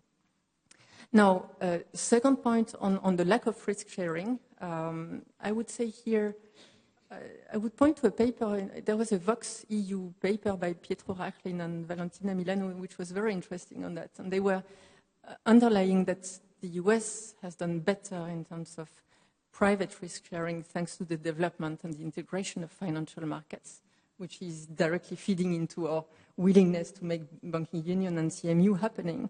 I would add to that there is, on the demand side, there is a huge latent demand for euro-wide assets, them being infrastructure assets. I'm sure that if we invented a education bond, there would be a huge demand for that as well. So this appetite for euro-denominated debt, but not only euro-denominated debt that has as a geographical unit the European, should I say union or euro area, I don't know, but at least something that has to do with Europe.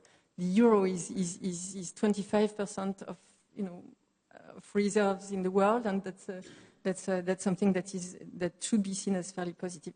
The second point they make in the paper is really key here, and I think they highlight the fact that supranational and national public institutions have made the EU better than the US to impose risk sharing. Obviously, they have the ESM, the EFSF.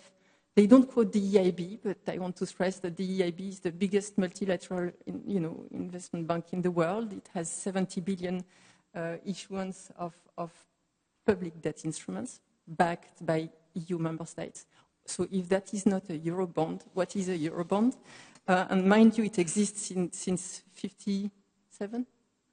So I think we shouldn't try to reinvent the wheel. There are lots of things that are out there and that can help.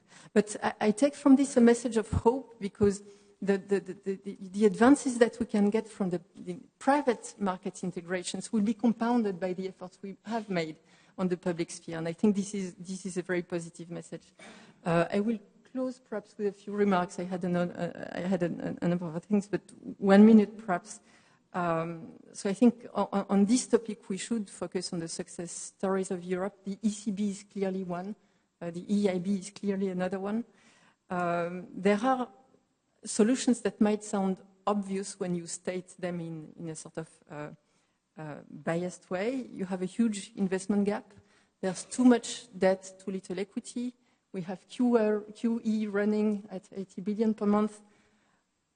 And I'm not the first one to make the argument. Larry Summers, in the US made it in a much more talented way, but why doesn't the central bank invest in something else than sovereign bond instruments? Why doesn't the central bank become a shareholder in a sort of monetary policy implementation fund, which would hold equity and not debt? Because that's, to me, the strongest paradox of what the ECB is doing, is to try to sorry, I will stop here, because to sort of pump debt into an economy that has too much of it.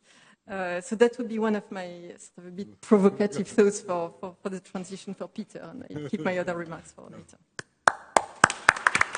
Thank you very much. I found quite provocative your last statement, and hence the floor is for Peter Praet. Peter. Yeah, some very creative thinking here. I don't know how you would price your education bonds before you sell them. That's not for now, but I'm curious. Let me start with a little bit the follow-up of the previous session. Renaud, you said something I think which is true.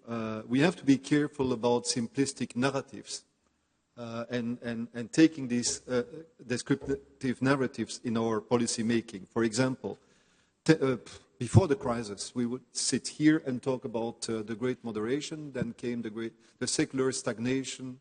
We had the core and the periphery, which you use, by the way, which is also sort of narrative, which is, winner, loser, and we have to be very careful not to, internalize these very simplistic communications, language that you find today. So I think it's extremely important to say that, and I have a number of things. For example, also trust in Europe is eroding. Trust in all institutions, in most institutions, is eroding, not only in Europe. And it happened basically with the crisis of 2009. If Italy had 3 recessions, I can understand that, why trust in institutions is eroding since the crisis. I mean, so I think we have to be very careful. So I take the first message from the previous session. The second also I take, which is important in that context, is I think Sylvie also you came with that, is we have to recognize mistakes. No denial. We have to face, the reality here. For example, and I will take, there was a conference yesterday in Brussels. It was the social dimension of EMU. And then we talked about inclusion and all these things, prosperity and inclusion, and the link between that. I think quite interesting. One other thing we can say, and I think Stefano, you said that, is there is no link between these broad trends, in terms of erosion of welfare, social welfare, and the exchange rate regime. There is no real link. I mean, think about the US. If you look at the World Bank or the United Nations indicators, you will see big erosion of social welfare in that country. It has nothing to do with the exchange rate regime. These are fundamental forces which are basically linked to technology. I think you said that. Basically linked to the difficulty of our societies to adapt to technology in general, and changes indeed. And prosperity is based on the diffusion of technology. And so this is the basic challenge. And let's not put it, as you said it before, on the exchange rate regime. Now, of course, the exchange rate regime matters, of course, in stabilization policy, and that's also why we go into your topic, why I think you're right to say that the completion of the banking union is a fundamental public good in Europe. We'll come back immediately on that. But again, on the narrative, I think basically, if you look at social welfare, it's basically we spend a lot of money in welfare in general. Look at just the figures in GDP, in what we spent in welfare. But you can make a big discrimination between countries, those succeeding and those not succeeding.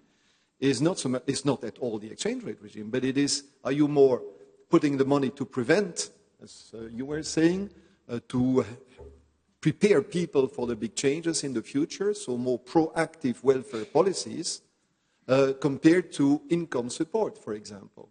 That's the biggest distinction among societies. We know that. I mean, we couldn't, everybody agrees with that, and the difficulty is how you bring that.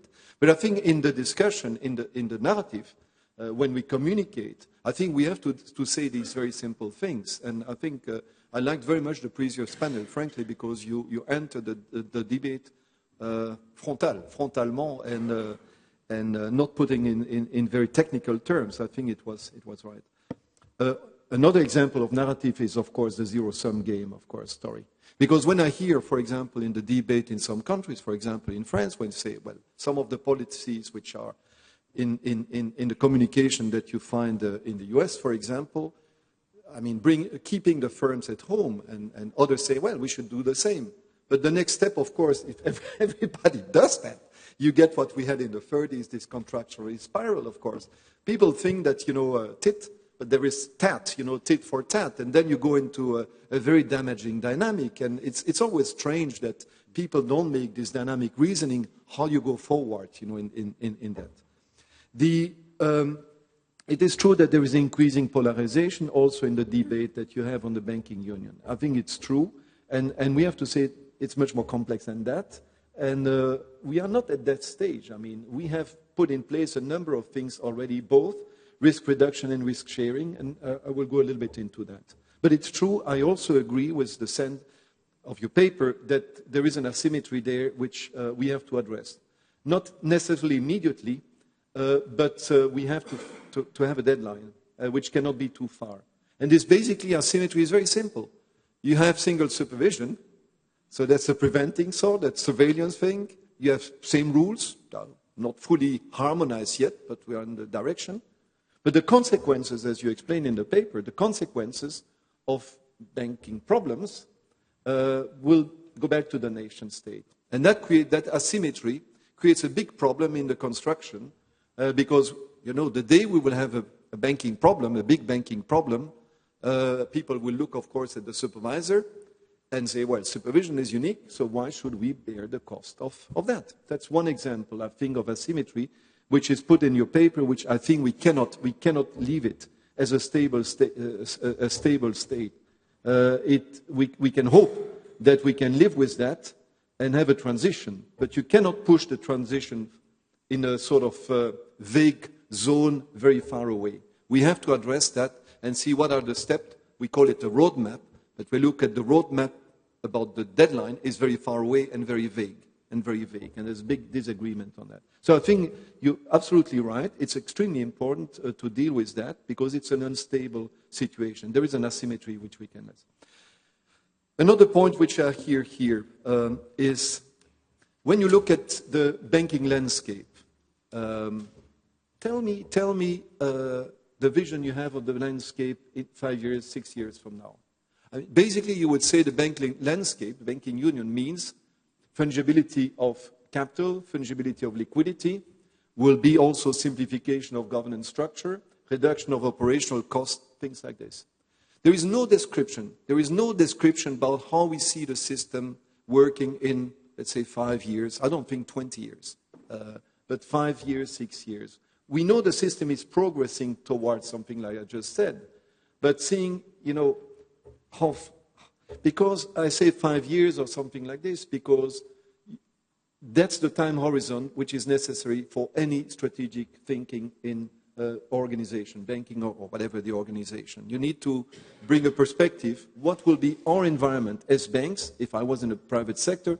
What will be the environment in which we are going to operate in, let's say, 4 or 5 years? We are unable to say that, unable to say so. And many banks are not so keen in pushing for that.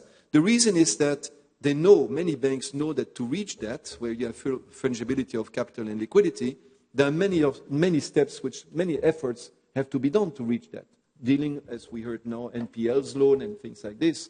So the banking community in general is not very keen in pushing for that because they know that will require efforts. I think we have to push much more the banks in that direction. But at the same time, you cannot push the banks in a direction if the destination is not known with some certainty. And the horizon is not a vague horizon which can be 10 years or whatever it is. So I think this is the key point. Now, when we think about the landscape, I go to that. What we see today is, I usually say it a little bit in excessive terms, but I say it looks like increasingly, a collection of national banking systems, Why? Because many banks retrench compared to what was the case before. So it looks like a collection of national banking systems. It's a little bit exaggerated to say, because it's more than that, so I'm very well aware. But this is to make the point that the banks are, the banking systems, not individual banks, but banking systems are very much exposed to the national economy, to the national economies. And that's something dangerous in the monetary union, so I will go back to where I started. But exposed to the national economy. You stress, Maria, and also with very, very good remarks you made, you stress very much the sovereign debt exposure in national sovereign debts. I say this is not the main problem, actually, that we have in our banking system. Because you can have a national banking system that doesn't have public debt. But if the government has a problem, I can tell you the banking system will have a problem, even if you have zero in sovereign debt. Because the problem of the sovereign will have an impact, of course, on the rating, the risk, of all the economy, and so that will feed back on the banks themselves. Of course, I fundamentally agree that it's better to have lesser exposure to the sovereign debt, of course, because you would be hit maybe more faster than you would if you wouldn't have. But I think it's an illusion to think that the banks would be safe, banking systems would be safe, if they have no government debt, national debt on the asset side. So we have a very strong case for a geographical diversification of the banking system, and that leads us back to the private sector risk sharing, which is the first thing that you have to do, private sector risk sharing, which is in the note. But in banking, private risk sharing system needs a public backstop. We also have learned that from history, backstop for tail risk. How do you define the tail risk? The conditions under which the backstop is used. It's a big discussion on that, so I cannot have it now. But any system banking system would need to have that. We have that too little today, and that's the asymmetry I mentioned before. Now, just to go back to the beginning, no wonder that people are not so happy, because we had a very severe crisis 2009. I said the degradation of a number of social welfare indicators is not due to stabilization policy per se, or to the exchange rate regime. There are many other reasons for that. Before the crisis, it started before the crisis. But, I say also but, there is, of course, in the monetary union, a specificity, of course. Sui generis situation, of course, because monetary policy is unique and is not designed to deal with asymmetric shocks. And that has been a situation of fragmentation, you mentioned, that we were confronted with when we were hit by the crisis. So it is true that stabilization policy is absolutely key. And it's not the time here to think about all that. But stabilization policy has to be a matter of common interest, of course. The problem, of course, with that is why it's important. That's why I was interested. These hysteresis effects and all that. Think about the papers from Blanchard, Summers, and many others, looking at the longer-term impact on potential growth of recessions, actually. And of course, if the recession is a very long process, the damage on potential output is enormous, and that's why, of course, all the indicators start to deteriorate, of course, given the length of the crisis. So I think this is, so stabilization policy is extremely important. It is a matter of common interest because someone mentioned it very often. It's spillover effects, you know, and the problems of one will spill over on the others and all that. So the stabilization policy is very important. And I say the first thing, of course, the first line of defense is first to have a good banking system, private sector risk sharing. Capital market union, that's not really my topic, but I would also put it therein. So the priority you put in the paper, I think, is quite right. I think it's a fundamental good because we see the financial crisis, the damage it did. I think in your paper, you probably would have to put it a little bit in the other context of a little bit, as I said, maybe this is a part. It's very small. I mean, you have it more or less, but I would do that. I would also slightly change when you say one of the options, I have it here, is risk reduction entirely trusted to a decentralized market discipline. This is not really because we have, of course, rules, regulation, and all that. So it's not. It is a bit. I would write it a bit different way. It's well, supervisory rules and this. Now, why don't we have this this stabilization policy more? You know, the perception of a sort of collective good, the stabilization policy. Well, the reason is usual, because the more you have stabilization policy or insurance collectively, the more you have moral hazard, of course, and trust. And this is the classical problem with stabilization policy. Of course, in the absence of stabilization policy, you, of course, will have externalities of that. So that's also where it's not a zero-sum game. But it is true that in the completion of the banking union, the difficulties in some countries in addressing NPLs and the problems of overcapacity in banks, the NPLs problem, has eroded trust in some other countries to go alone and said, well, first risk reduction and then risk sharing. Of course, if you look at NPLs differences across countries, there are big differences across countries. That's why we say you cannot solve that, of course, in 1 or 2 years. But you need to have this horizon. And as you know, the SSM has come with the guidelines to deal with NPLs, and they have not started. The consultation not fully finished, but of course the basic principles are there, and this is being dealt with, resolved, you know, by the SSM colleagues from the SSM. So I think the tone of the note, I fully agree with that. I fully much support that. I think there's a little bit the degree of ambitious, you know, and put a date, you know. And I think the SSM or the ECB, the SCB, should, and that's what I'm doing here, should have push a little bit in that direction for more ambitions. Many thanks.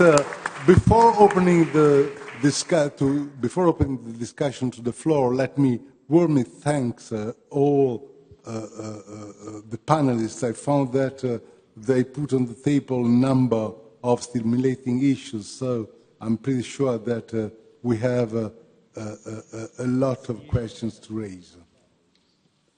Please.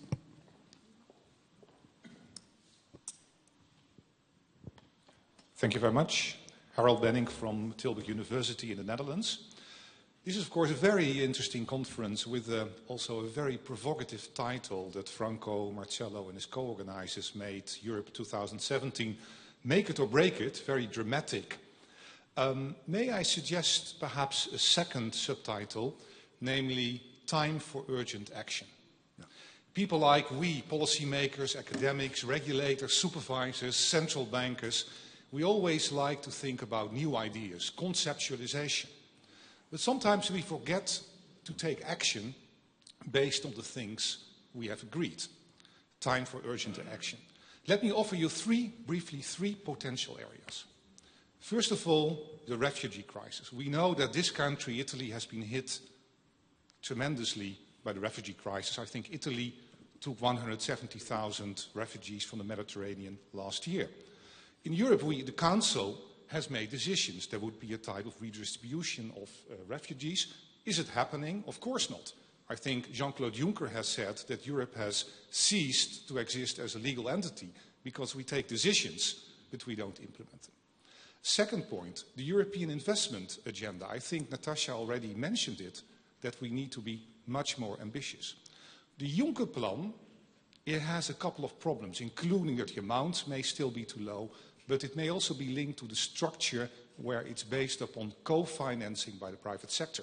There are ideas floating around where you set up an alternative fund which is issuing bonds on the capital markets but can take 100% of the risk without having co-financing by the private sector.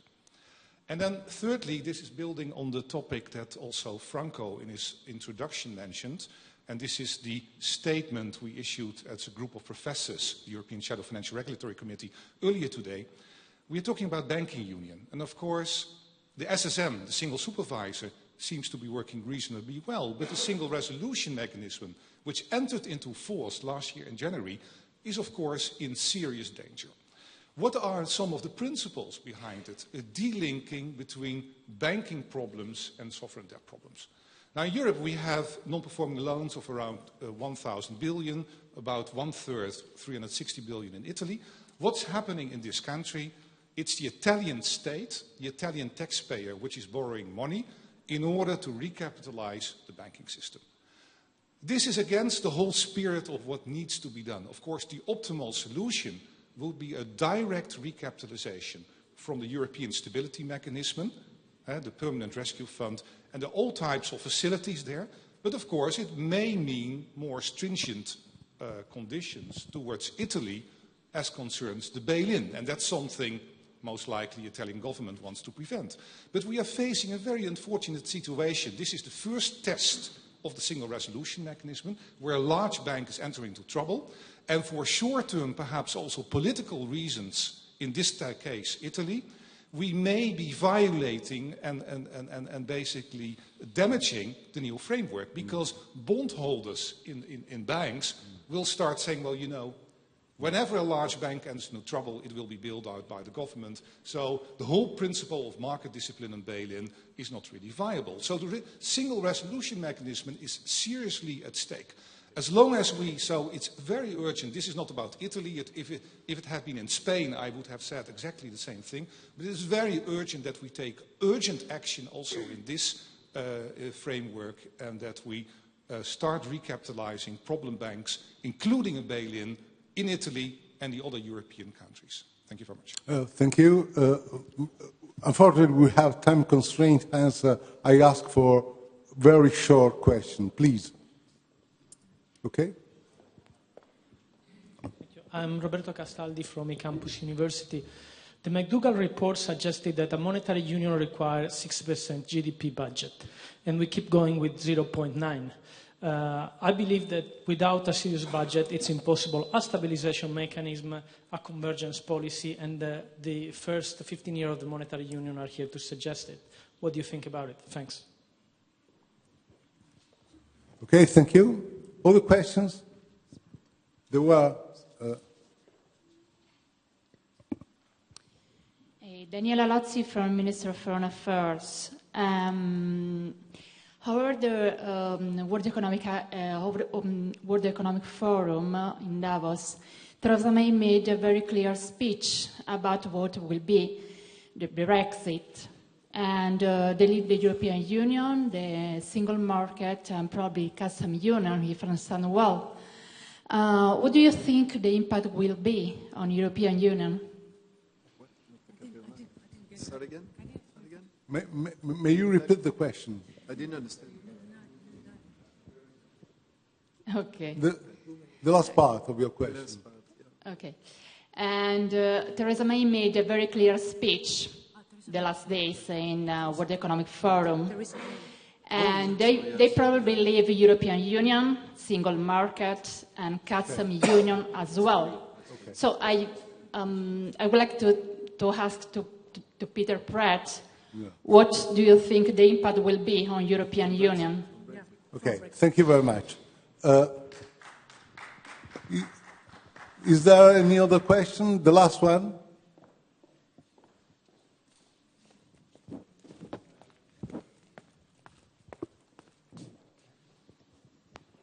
Okay.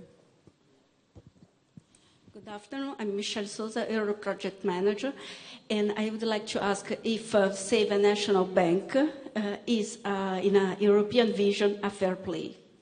Okay, thank you very much. Unfortunately, we have to close the discussion from the floor here, and I would ask all the panelists to react, either in order to answer to some of the questions or to restart a debate inside the round table. May I ask to Niels to restart the discussion? Thank you. I think I will start with the questions from Harald Benning. I think he's perfectly right that the issues of urgency, we need to be more specific. And indeed, the two first issues you mentioned are certainly in that category. Expenditures for refugees at the European level should obviously be an area for creating public goods in Europe, clearly so. And the investment agenda may not require that much public funding, but we clearly need to deal more fully with the problems of excess savings in Europe than has been done so far with the admirable initiative of the Juncker Plan, but which is moving a bit too slowly. On banking union and bail-in, you are also right. I think that there has to be a combination of the two, a strong resolution mechanism and acceptance of the principle of bail-in, and that we avoid having the use of exceptions to bail-in without a strong excuse in terms of financial stability. So that would be my way of answering your three questions. Just one short comment on the size of the budget. It's clear that when monetary union was being planned, it was the hope or the idea of Jacques Delors and I think many others that the budget would rise well above the 1% where it has been stuck ever since. It cannot be obviously a stabilizing mechanism until it is much larger than that. But the alternative, of course, is to try to use a bit more consciously national budgets for stabilization and not just for sustainability considerations in each country by itself. That is the idea recently of the European Commission. But that is a very difficult idea to realize given the constraints and the willingness to pool resources in Europe. Thank you. Thank you to you. Maria. Yes, just a couple of things. To Harold, to the questions that Harold raised or comments. Yes, I agree there is great need for urgent action, and typically the greater the urgency, the greater the tendency for inaction. So, how do you square that? I have great sympathy with your argument on the way that we are implementing the issue of banks. I greatly agree with you that we've got a set of rules, for better or for worse, and before we implement them, if we break them, that severely jeopardizes the system. That's one side of the argument, and I have great sympathy with that. The other side of the argument, and I think it's important that it's heard, the other side of the argument, is that this is a legacy problem. Why hasn't it been solved? These are good questions, but it is a legacy problem. And the confidence that you fear that when you're jeopardizing the system, on the other side of the argument, you could be jeopardizing domestically the system as well. I don't think this is an easy question, and I am not quite so quick to sort of go on one side of the spectrum in answering the question. The problem, I think, is grave. And of course, the greater the urgency, the more restrictive we are in the way that we want to address the problem. On the European budget, I would definitely agree with that. If you go back to OCA criteria, and yes, the rules are very clear. And so Niels is here, he can tell us more of this. But the fact of the matter is, if we're going to start thinking about this, we're going to have to go in a completely different governance system. And, is that feasible? And finally, something on Brexit. I'm sure Peter wants to say a lot. But on Brexit, I forgot about that one. I take issue with the fact that the speech of Mrs. May was very clear. I have an issue with that. I think the speech that she gave, both in Davos and before that back home, was very much one in nature that was, I want to have the cake and I want to eat it. That's not a serious speech in my view. For the moment, we want everything under the sun. I think it would be much more interesting to see what we are prepared to give up to achieve certain things. But for the moment, what comes from Downing Street is very much about we want everything. So, but having said that, and the question of what does EU stand to lose from Brexit, I am of the camp who believes that we need to negotiate a very good deal with the UK because there are win-win things here, and of course lose-lose, and therefore I would want to see a very good deal come out of the UK if UK pursues this path, because we need to make sure that we all win out of this. It's not a good strategy to try and punish a country just to teach a lesson and at the same time suffer yourself. I think that's the wrong strategy, and this is not what Europe stands for. Thank you. Natasha. Yeah, so 3 points, perhaps one on the Juncker plan, because I think the question has always... I like to look at the Juncker plan and the shortcomings of it and the future of it through a balance sheet, a virtual balance sheet, where you have, on the liability side, you have some equity and some debt, and on the asset side, you have what you finance with it. And I think what you have in mind is both sides. And the reality of the Juncker plan is that if you start on the liability side, in terms of equity, there's not much. So, in other words, member states and Europe as a whole has not put a lot of money on the table. It has put a lot of guarantees. We may or may not like guarantees. I have my own views. I could state them after the panel. A guarantee is a contingent liability, and when it is on a public balance sheet, it has to be taken as such. But the fact is that we didn't put a lot of money on the table, and therefore there was, a fair bit of debt issuance on top of it. Now, you're referring to the fact that, given that structure, we have financed projects, investments, together with the public sector, which is the asset side of the Juncker plan. Right. And so here, the question is, should this spending have been done without the private sector? And it would make the life of those who implement the Juncker plan a lot easier, because they wouldn't be sitting at the European Parliament and trying to define what is additionality. If you dig into that world, you find out that there are a few magic words that are leading to debates over and over again as to whether public investment is additional to private investment. What does additionality mean? It means something for the national promotional banks, different from what the Juncker plan is. And I think it goes around what really matters in the process, and what really matters is how does savings get allocated, and do we finance things that are productivity enhancing and growth enhancing, and internalizing the externalities that are European-wide and that are not caught by national policies. Now, whether or not we need more equity in the process brings us back to the old, Gordian node of the AAA of, those who manage the Juncker plan. And I'm quite sympathetic with the idea that if you have a public sector issuer that is EU 28 wide, you want to have some sort of good quality of rating. But again, if you want to keep that and really invest on your own without leveraging on the private sector, you need a lot more capital. And member states are not rich, and they don't have that money. The ECB, again, is issuing a lot of money at the moment, but I don't come back to that. A last point maybe to close on this link between banking union and capital markets union and the real economy. We conducted a survey at the EIB with 12,000 European firms, so a big thing. And we asked a lot of questions, and the data is available to the research community. That's a sort of advertising for the thing. It hasn't been published yet, but one of the questions we asked was to all the firms was, what are the constraints for you to invest? And what was not a constraint is financing.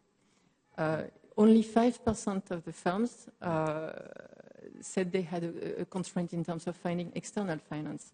What was not a constraint was sectoral prospects, market prospects for that. So we should keep that in mind. And then you have a list of constraints, and you have political, climate, regulatory uncertainty in general, the availability of skilled staff. So coming back to education and how to make sure we have education, and collateral constraints in terms of intangible collateral. So it's really in that big picture that I would like to place my remarks. Thanks to conclude the session, Peter. Well, not really a conclusion, but let me start with the bail-in, bail-out So bail-in, bail-out, and bail-out you have domestic or mutualized in Europe. You know that countries spend something like 1 trillion, more than 1 trillion euros in state aid for banks. So it's a huge amount of money. Italy, as we know, was very, very, very small, or almost nothing in this 1 trillion plus, because the crisis came later. It was basically the result of 3 recessions in the country. So for me, the point here, because we deal basically with legacy assets here, and the point for me is, and the problem of, let's say, trust, which I mentioned before, is can the country deal with the problems and restructure the sector? And for me, I said the question of in-out, bail-in, bail-out is important, of course, but it's a second-order problem, and which was recognized, I think, by the Commission by saying, well, what we want to see is a sector which restructure. And there are many indicators, that shows that the sector is in need for. It's not only in Italy, by the way, but that's my personal view on this. On the Brexit, well, we are very careful because what you find in the narrative, I go in the narrative, the political narrative, there are many unclear things. Even sometimes we feel contradictions in what is being said. Because you can say, I will be the free trader. At the same time, how do you see the sort of institutions that must back free trade? You cannot have free trade within strong institutions dealing with conflicts, for example, competition and these things. You know that Mario Monti, for example, what we did in Europe was competition policy, extremely important when you have free trade. And I don't believe that you get free trade without strong global institutions. That would include the IMF. So the debate is not so much on Brexit, but the debate will be, of course, with the US.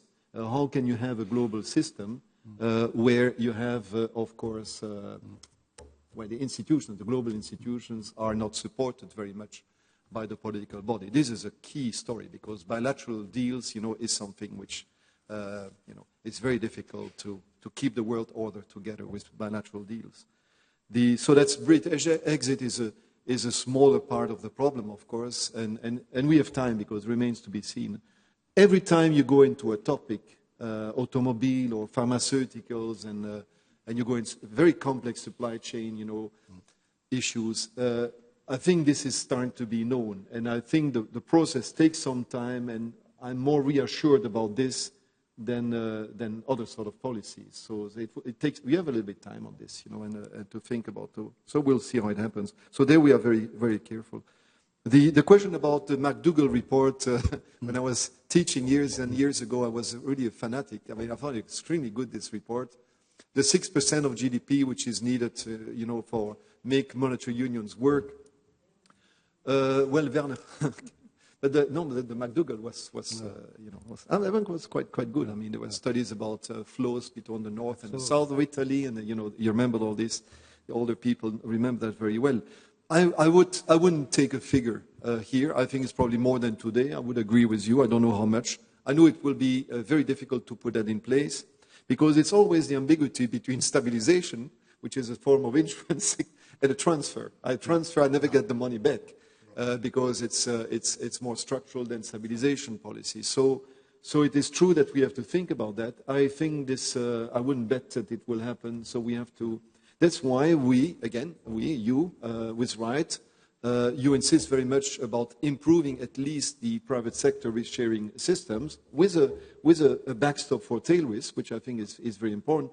So you have a sort of more parsimonious approach to the question of stabilization, because you say, if I have to use my public capital for something, I would put it more in the banking union backstop than in many other things.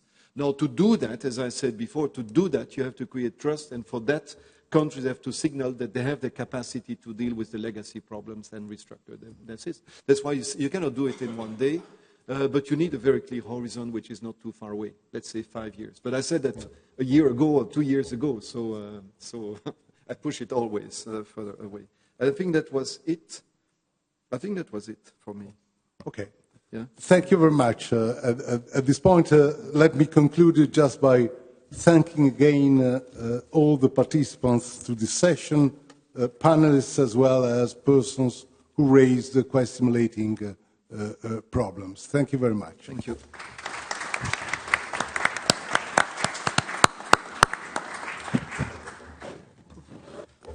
Good, very well done.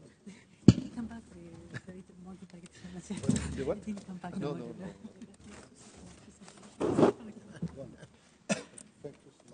Thank you. You're not supposed to talk about this.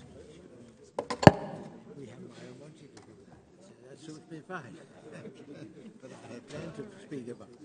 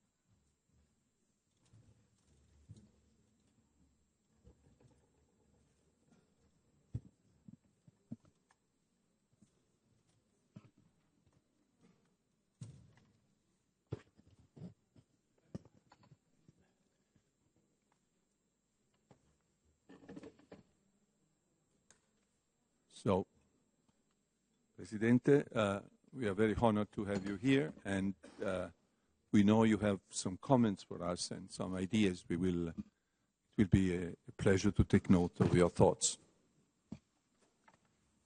Good evening, and thank you, first of all, to the institutions, Lewis University and ISPI, for the invitation they wanted to extend to me, with the liberty to make a very short, I hope, but one never knows, comments.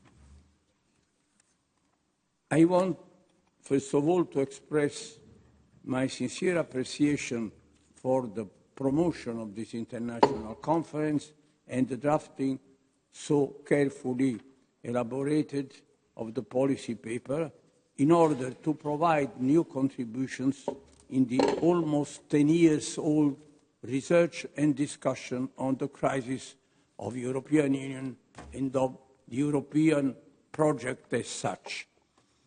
Today's conference takes place in the, I would say, more than ever storming moment the world is facing, in particular after the inauguration speech of the new President of the United States of America.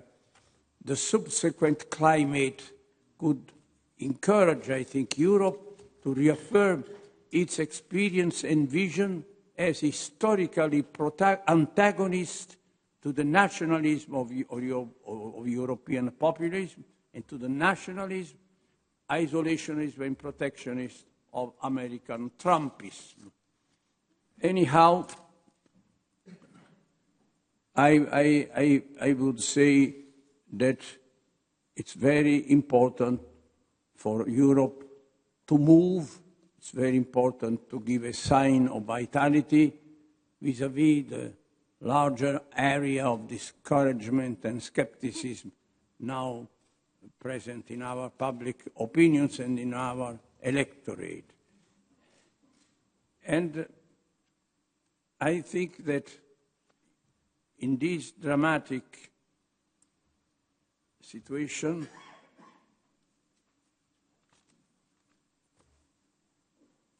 it's very important what the paper said and what the promoters, the panelists, the rapporteurs put in evidence, that is to say, the necessity to refuse, or if you want, not to tolerate the present stalemate in the European Union's life for another year. It's absolutely wise and correct to insist in this sense. Of course, the United Europe cannot escape events, emergency, urgencies. It has to come to grips, for the better or for the worst, with events and phenomena like terrorism, migration and security, and so on, even, of course, with natural disasters. And in Italy, I am clearly speaking of something highly dramatic we are still living now. But the policy paper says something more, not only obviously giving some answers, more or less constructive, more or less shared, more or less effective to these unescapable emergencies, but to make at least some steps forward in the perspective of the consolidation and of the transformation of our common European experience. And in this sense, I think it is absolutely correct to say we have to invest our energies on the production of public goods, and the cornerstone of these public goods should be the full implementation of the banking union. And I quote it because we shouldn't forget that it was one of the most significant elements, points of the almost agonizing reports or statements of the 5 presidents. Nobody speaks anymore of those documents, but they were adopted not a couple of centuries ago, but just less than 20 years ago.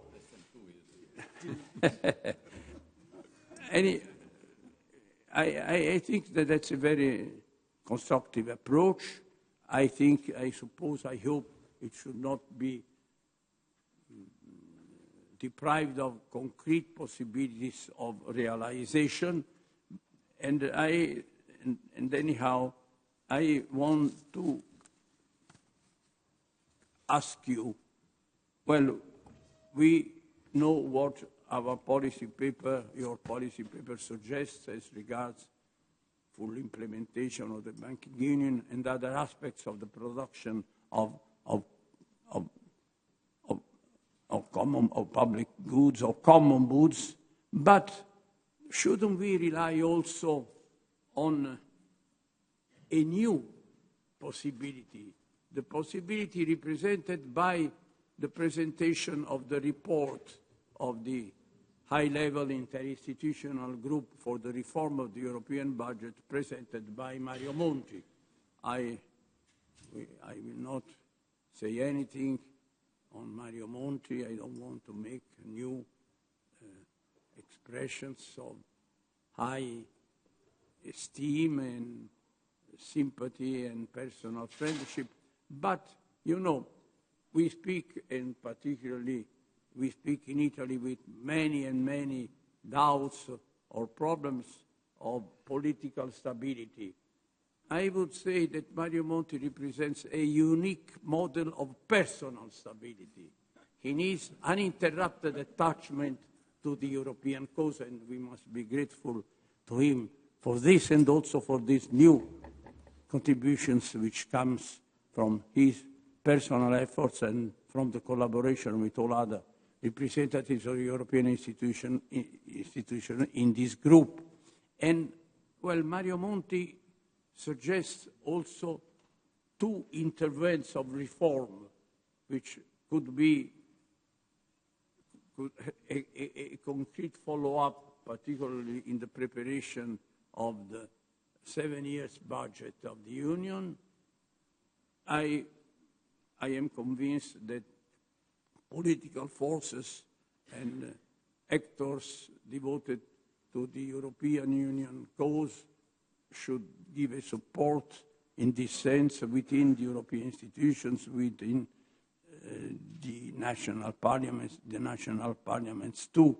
And Mario Monti underlines they shouldn't imply any revision of the treaty. And perhaps the whole of the report he presented doesn't imply revisions of the treaty. This is, of course, a very, very delicate point, because on one side, I think that most of us are convinced that and that also for the consideration of another problem, I'll say something on it later, that the treaties should be revised and deeply rethought. And at the same time, we have the painful obstacle of the ratification process as it is once more written down in the Treaty of Lisbon. And so, after having said we need a very serious revision of the Treaty of Lisbon, which was, after all, born from the failure of the well discussed and seriously worked out project of a constitutional treaty of the Union. So I don't want to excite a discussion which took already much time. What is possible on the basis of existing treaties? What should revise? For the moment, let's take into account, as regards at least the reform of the European budget, of this, after all, encouraging consideration of Mario Monti.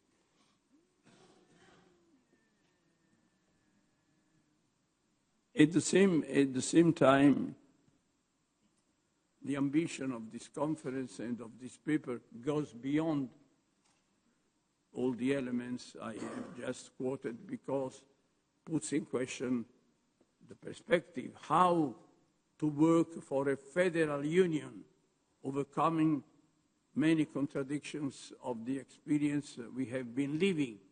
I want to say Professor Fabrini was brilliant and innovative as always.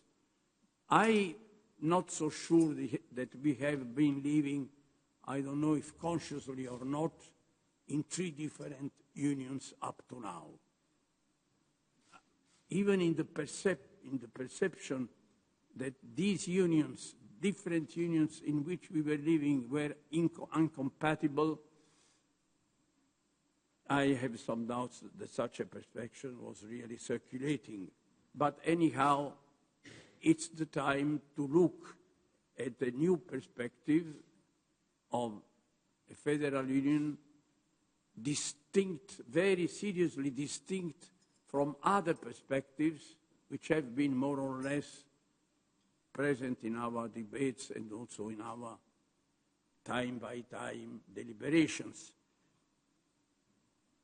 I don't want to say much, but I have the temptation to talk for a certain while. I'll not do it on the problems of institutional framework, of institutions as such for a federal union. And I apologize if you will perceive in my words a certain sense of tiredness. Because, let me be clear, it's since more than 25 years that there is a discussion on what Europe, United Europe, might become, was becoming, at a certain point became, and what was it? In very poor words, was the consciousness that we are too many and too different to live together within the same perspective, the same regime of decision and rules, and at the end, marching, we don't know very well where. Things are many difficult to even to recall, because I was recalling this morning with Mario Monti, who was a collaborator and friend as I was, and them a friend and a great admirer of Jacques Delors, but it was perhaps still 30 years ago. Then he used to say, l'Europe avance masquée. That is to say, the United Europe must not declare what is the final conclusion or the final realization of its ideals and of its projects. And you know that since then, the state of the opinion, the public spirit, and the democratic framework has completely changed, and nobody would say the same thing today. We must, as possible, to indicate all the details of what we want at the end of the process, and that is a terrible complication. But as a matter of fact, the discussion started immediately after the fall of the Berlin Wall. In 1889, 92, I was for the first time a member of the European Parliament. Well, I can assure you that in those years, at least in 1990, there was no plénière of the European Parliament in Strasbourg or in Brussels in which the dominant theme was not the dilemma between deepening and enlarging and deepening, or how to combine these two different approaches. And since then, I will not quote any of them, there was really a flux uninterrupted of formulas, of hypotheses, you know, all of them, perhaps if you have a good memory. Now we are assessing that we cannot go on in such an ambiguity. We have to make it very clear what we want. We, the partisans of a European integration, coherent resolutions, must mean.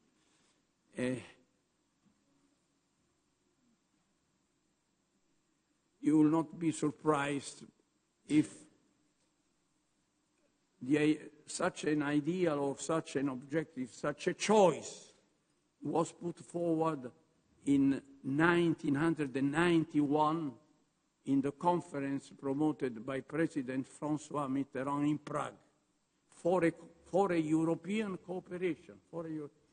He imagined after the fall of the Berlin Wall and the strong pressure by the former communist countries to enter the European Union. As a matter of fact, of NATO and of the European Union, and said, but I think of the most open confederation which is possible to all European countries. But at the same time, or first of all, we need a consolidation of the existing communauté. It must be made more efficient, stronger, more relevant in the international relations. And he said, in his genius, because he has been really one of the great political and European personality of the past century. He said, je crois plutôt que l'Europe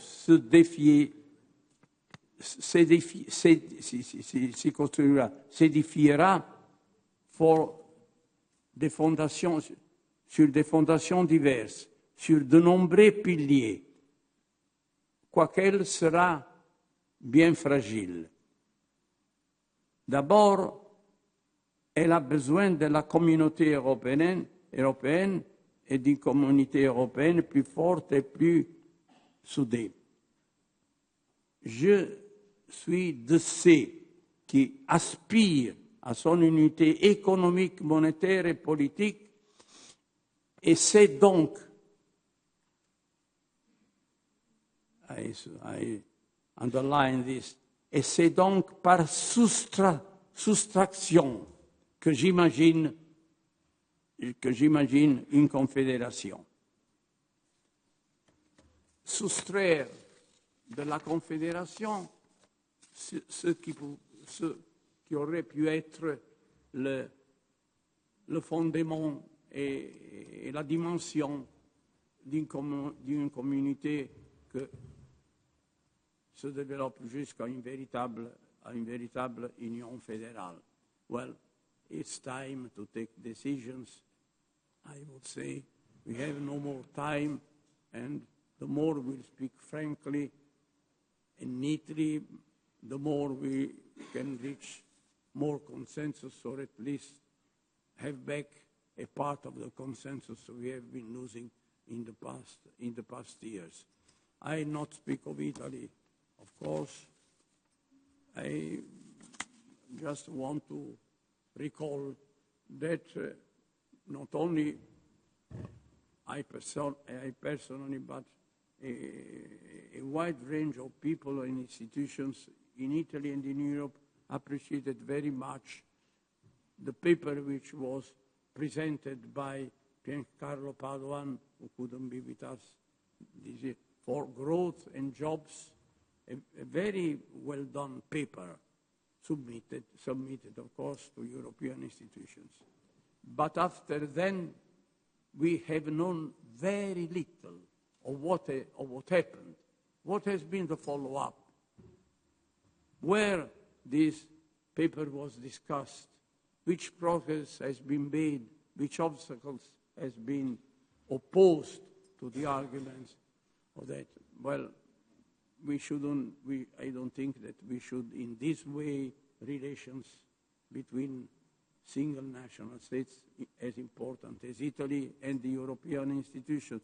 And at the same time, we must be convinced that there was much force of conviction in the idea, and I'm coming back to some problems that we quoted already, that is very important in the present situation, particularly of a country like Italy, to arrive at a combination between risk reduction and risk sharing as regards the financial situation of our national countries or of some of them. And so we should always be careful when we speak of the absolute necessity to have more freedom of spending in deficit at the national level, because our huge public debt is still there, and we should never forget, as Beniamino Andreatta, a great Italian and a great European, strongly stressed, that there is not the impact of public spending without distinctions on growth that many imagine and that many underline in order to have, as I already said, more freedom in national spending and without much distinction between current expenditure and capital expenditure. Thank you.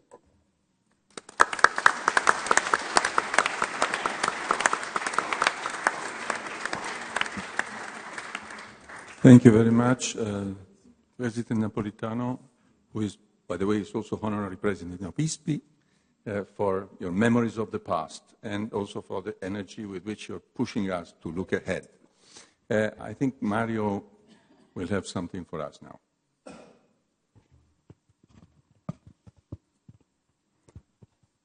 I wish to, first of all, thank Luis and ISPI, and ISPI particularly in the person of its honorary chairman, President Napolitano, for organizing this extremely interesting and forward-looking conference. Thank you, President Napolitano, for your personal appreciation. Allow me to say that if many of us here have a personal stability in their faith in Europe, it's also because we have some very, very strong models to look at. I would like to make a few remarks on what I consider an intersection between the paper underlying this conference and the report which was just presented on the European budget and that the organizers kindly invited me to say something about this afternoon. That is the topic of public goods, the topic which started to come up in the remarks of Franco Bruni and Sergio Fabrini and then others. I would like to underline that the notion of European public goods is neither a new concept, nor would it be a new achievement. After all, some of the key achievements of the European Union are, in their own nature, public goods. The single market is one, the single currency, and law enforcement, I would also consider a key public good provided by the European Union. And each of these well-established public European goods are now in the process of being undermined. So I would urge us to avoid a Penelope game here, that while we rightly call for the introduction of new public goods, almost as if it were a new intellectual discovery, we are not coming up strongly against the undermining of existing public goods, which all require great efforts and pains and investments to be built.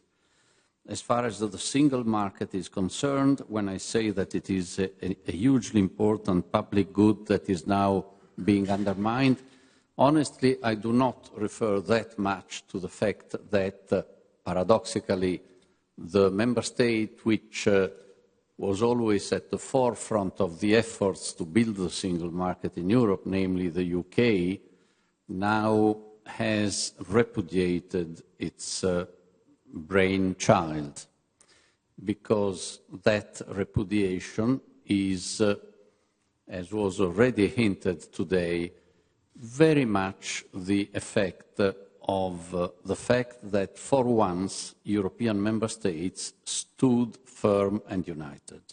Let me say a word to this effect. I consider Brexit a very negative thing with damaging medium and long-term effects both for the UK and for the rest of the EU.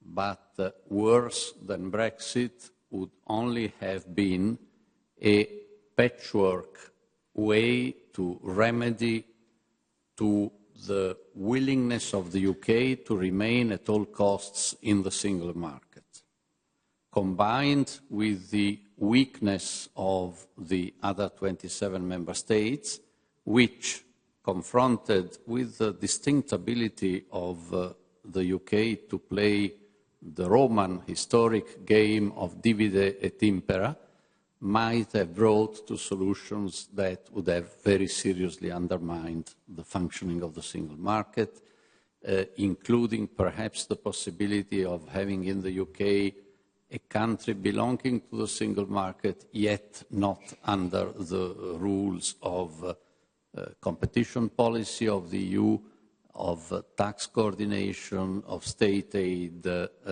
control. That would have been, as I said, a bit brutally at the ECOFIN Council in September in Bratislava, when I was invited by the minister. Unfortunately, I was sitting next to Philip Hammond, but I said I cannot see a worse way for the EU to commit suicide than to accept such a course of things. So, because we must also note the positives, I believe that here, Germany, but by and large all member states, irrespective of their, on average, very high degree of sympathy for the UK and of the regret for the departure of the UK, have understood that there is something that cannot be destroyed simply to embrace the UK. But I'm referring to the single market being a bit undermined, not so much, I was saying, because of the retreat by the UK, but because it is being undermined by the behavior of individual member states in so many senses. As to the single currency, I will not say much. It has been at the center of the discussions today, but there too there are possibilities of isolated departures from the single currency, from time to time the possibility of splitting the euro in two different euros of different degrees is talked about. That is also a hugely important public good, constructed with pains, constructed against the skepticism of I don't know how many Nobel Prizes, and we are sometimes at risk of playing with its fragmentation. And law enforcement, this is perhaps the most subtle, the most transversal public good, which is very much under risk. And we see this in some weakening of the determination of the European Commission to pursue violations of the rules of the single market, but also in the very, very weak and poor enforcement of the rules about the Stability and Growth Pact. And whatever one may think of the wisdom of particular rules, it is highly undermining for mutual trust and confidence in the European Union if there is a very weak application, as unfortunately this is the case. And I believe I understood Professor De Hoos saying that even those of us who may have sympathy for the notion of a more political commission would certainly not favor a more politicized commission, in the sense of it, as it turns out, not really being politically aggressive in making proposals, as a political commission might perhaps do, but very compromising when it comes to enforcement. So let's first of all be very careful in not undermining the existing public goods. As to public goods ahead of us, here I very much like the way in which the paper of the organizers of this conference introduces the topic of public goods, although since they follow a different perspective, they relegate public goods to Plan C, and I understand, given the recent historical path of the EU, this is understandable. Yet I would plead for a more frontal, head-on consideration of European public goods, not just as a minimalist emergency plan C, which may serve, yes, to provide for some European public goods, but above all, to re-establish a momentum for plan B, which you consider more important. I would say that we should look at European public goods more structurally, and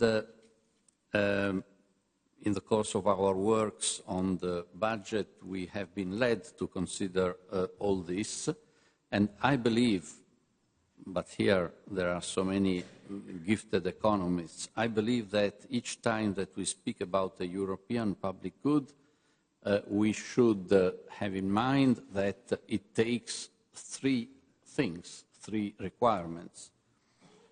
One is for the EU to have the powers, that is the competence, or to be given the competence to provide that public good. The second, which is often forgotten, is the production function of that particular public good or public service at the European level. It is far from obvious that as soon as one day Europe is given the function of providing for European defense, we know how heavily difficult it would be to be able to have the capacity to do so effectively, so to deliver. But at any rate, even if competences are there and the production function is there, financial resources are also needed. So we plead for a consideration of a reform of the budget as of now, because it may happen more suddenly and earlier than we might believe that a political consensus under external pressures, under vital needs, emerges that Europe has to act.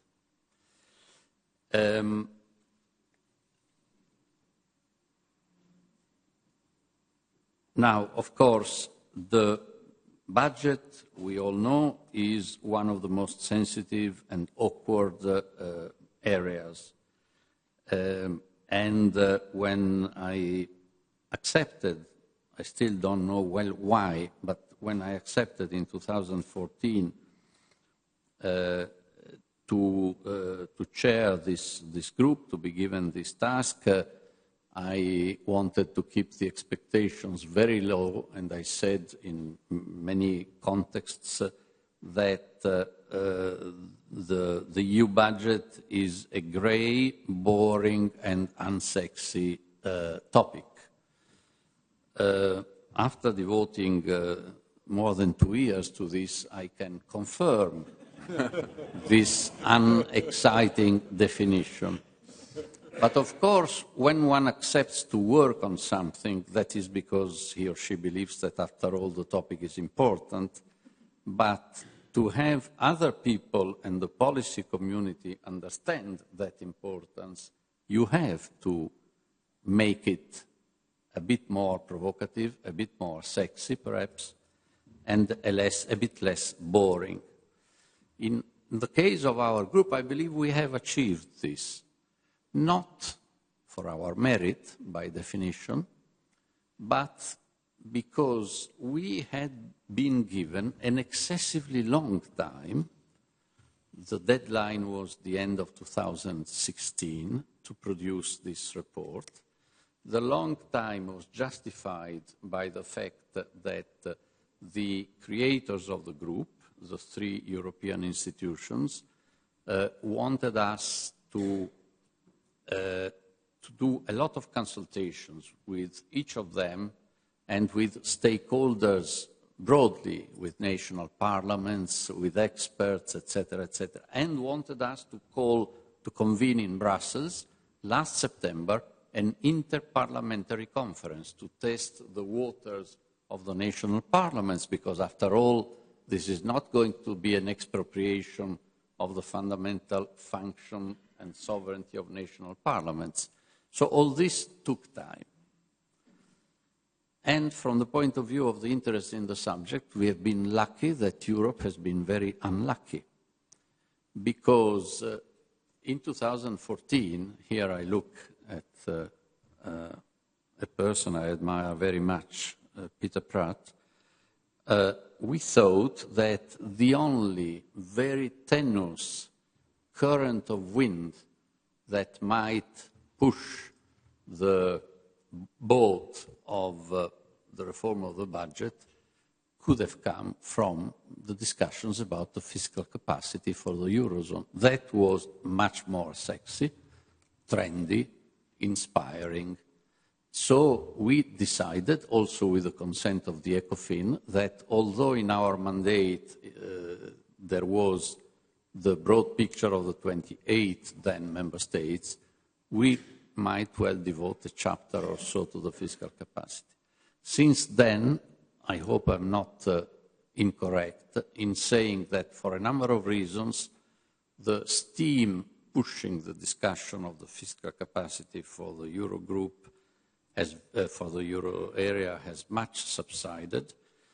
One country in particular, Germany, has denoted a very strong preference for dealing with topics for the 28 or 27 rather than for the Euro area. I'm not saying whether that was good or bad. It did happen.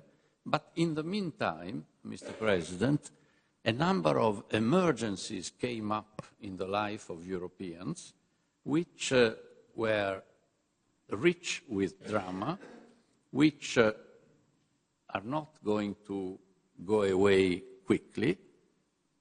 Migrants, refugees, the much more obvious than in the past necessity of a secure control of the external frontier, but then terrorism, the more perceived need for internal and external security. If that was not enough, Brexit.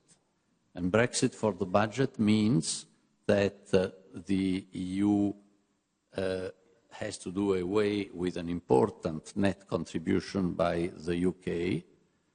But perhaps if we are able enough, that is the opportunity for the EU to get rid of the infamous British rebate and the rebates asked for by many other countries in paying for the British rebate, which makes the budget even more messy, even more ununderstandable than it would have at any rate been.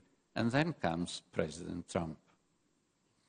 And of all the reactions of the European statesmen to the advent of President Trump, I believe that once again the calmest but most solid one was by Chancellor Merkel the other day. I quote her, "I believe Europe shall continue to be master of its own future." But from this to the budget, the implication is immediate.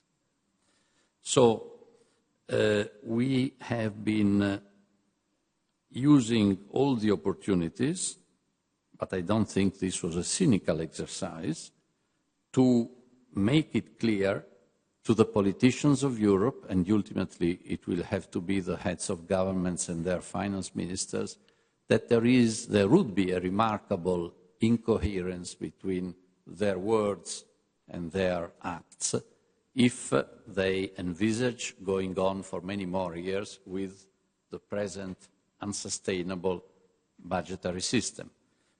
We do not take position on the size of the budget. This may disappoint many ardent federalists in this country in particular, but that would have been the guarantee that the proposals would not have been taken seriously. So we do not take position on the size of the budget, but we have said on many occasions that, and I would repeat here in this august room, I believe that not one person, and I said this in another room where Finance Minister Schäuble was also sitting, I believe that in this room no person can reasonably have a view of how much the EU budget relative to GDP will have to be in 5 or 7 or 10 years. And Also, we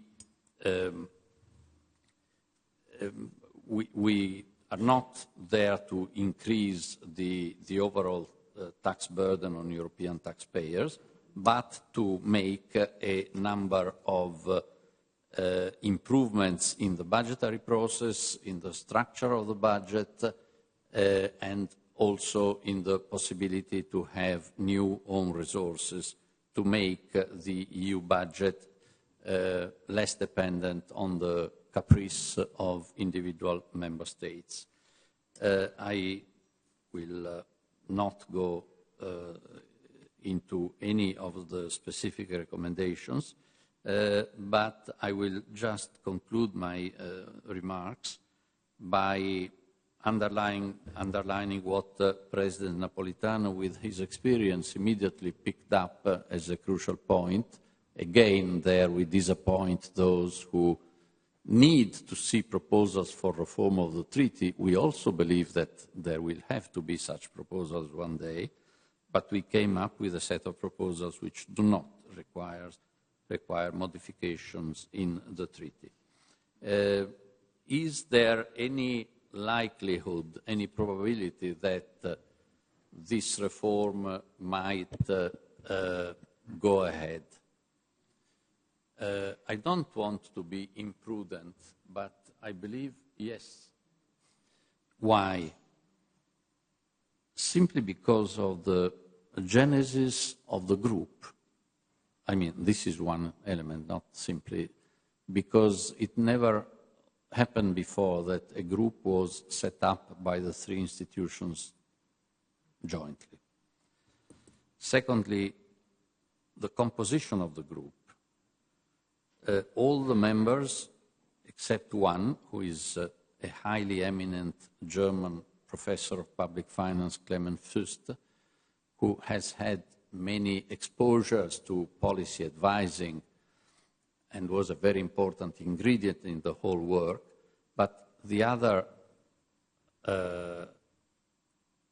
9 members, we were 10, were all persons with direct political experience of former ministers of finance, 2 former heads of governments, many current or former members of the European Parliament, and so on and so forth. And most importantly, the members were designated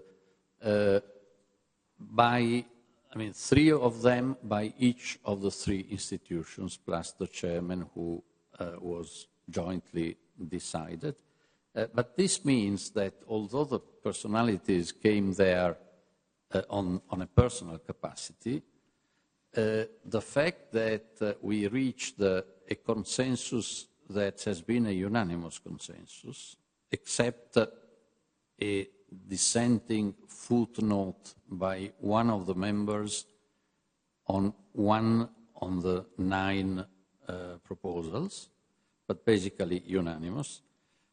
And there were current members of the Parliament and personalities designated by the Council. Maybe it's not impossible, with due pains and approximations, to arrive one day at a serious consensus in these matters. And the fact that there were all these consultations, I think, contributed to also preparing a climate. But it will remain extremely difficult. Each decision in this area requires, as you know, the unanimity of member states. And let me really conclude with, again, in the mood of optimism, noting that there are also changes in the mood, in the mentality, there are new ways of looking to old problems that may unblock solutions in the politics of Europe. 2 examples, one from the recent past and one which I believe will become relevant in the near future.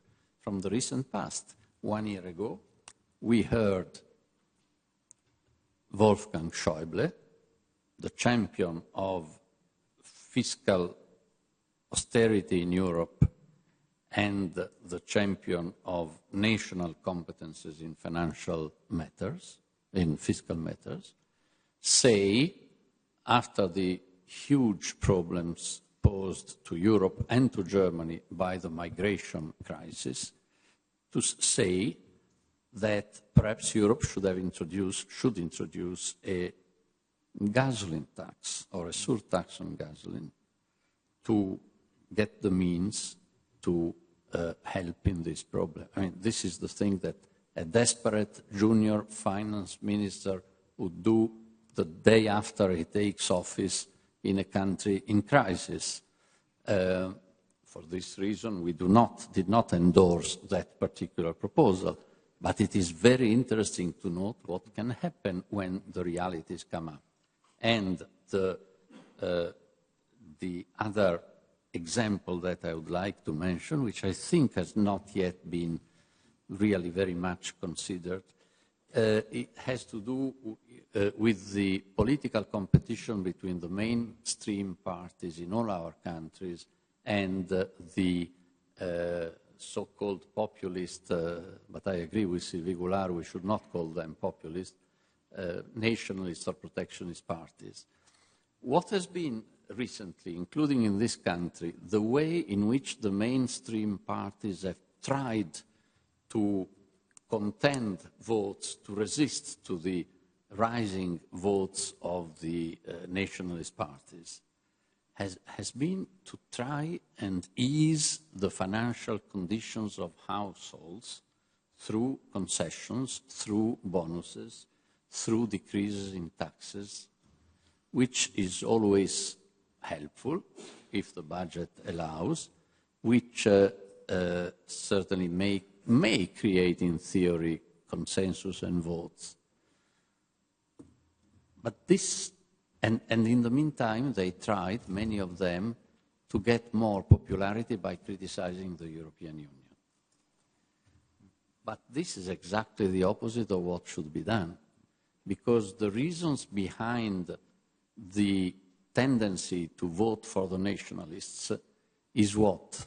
Is not insufficient purchasing power of private goods. That may play a role, but the distinguishing factor is rather the fear, the anxiety in front of an unprotected situation as regards migrants, terrorism, etc., etc. So it would be exactly by helping the EU to provide more, better, more efficiently public goods of this nature that the nationalists could be perhaps defeated.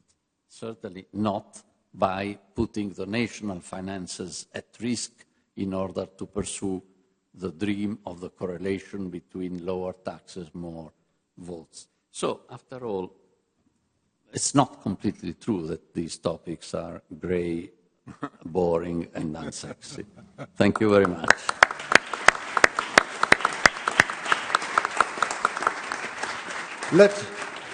Let me try to open the discussion by starting with two very basic questions. And the perfect starting point to raise these questions was offered by Mario Monti when he kindly emphasized the possible link between his report and our paper on the basis of the production, of the European production of European public goods. In the report, if I well understood, in the report there is a direct link between production of public goods and European added value. In a sense, it's possible to read this link by saying a public good produces an externality, a positive externality. But I would like to have some additional hints on this possible link. Exactly what does you mean? What do you mean when in the report you emphasize European added value and you utilize this concept in order to state that the EU budget is not a zero-sum game. This is my first question. The second question relates to the different ingredients needed to produce a public good, and you emphasized that the third ingredient is obviously represented by financial resources. In your report, one of the most important financial resources is due to own resources. But you state that in a sense, somewhat own resources is an ambiguous concept. So I would like to have some precision on this question. Thank you. Preferisci fare una volta o tutti insieme? Sì, ecco.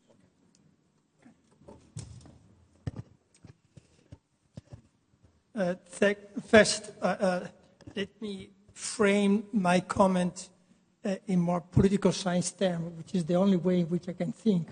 There is a strong. First, I was very positive, Mario, impressed by the report. It's very positive. It is a huge improvement since the debate we did in European University Institute that Brigitte Lafan was here, who was one of the organizers, and I said in my comment to the first draft that from that first draft it was not clear whether you had in mind a union of states or an association of states. The first draft was much more linked to the question that the member states are the master of the budget, where in this draft I see a lot of insights, hints, suggestion in interpreting the budget as a tool for consolidating a union of states. One of the most important, late Harold Wildawski, most important American political science professor that I used to know when I was in Berkeley, I remember that in a seminar that we organized for the students, he said, between budget and democracy, there is a very strong relation. However, budget can do for democracy much more than what democracy can do for budget. He was saying that through the budget, you can design, define, push the idea of democracy, where democracy cannot say too much on the kind of budget that you can set up. So here I interpret a sort of Wildawski approach. You use the budget for promoting a certain idea of democracy. And here the report deals with the paradox.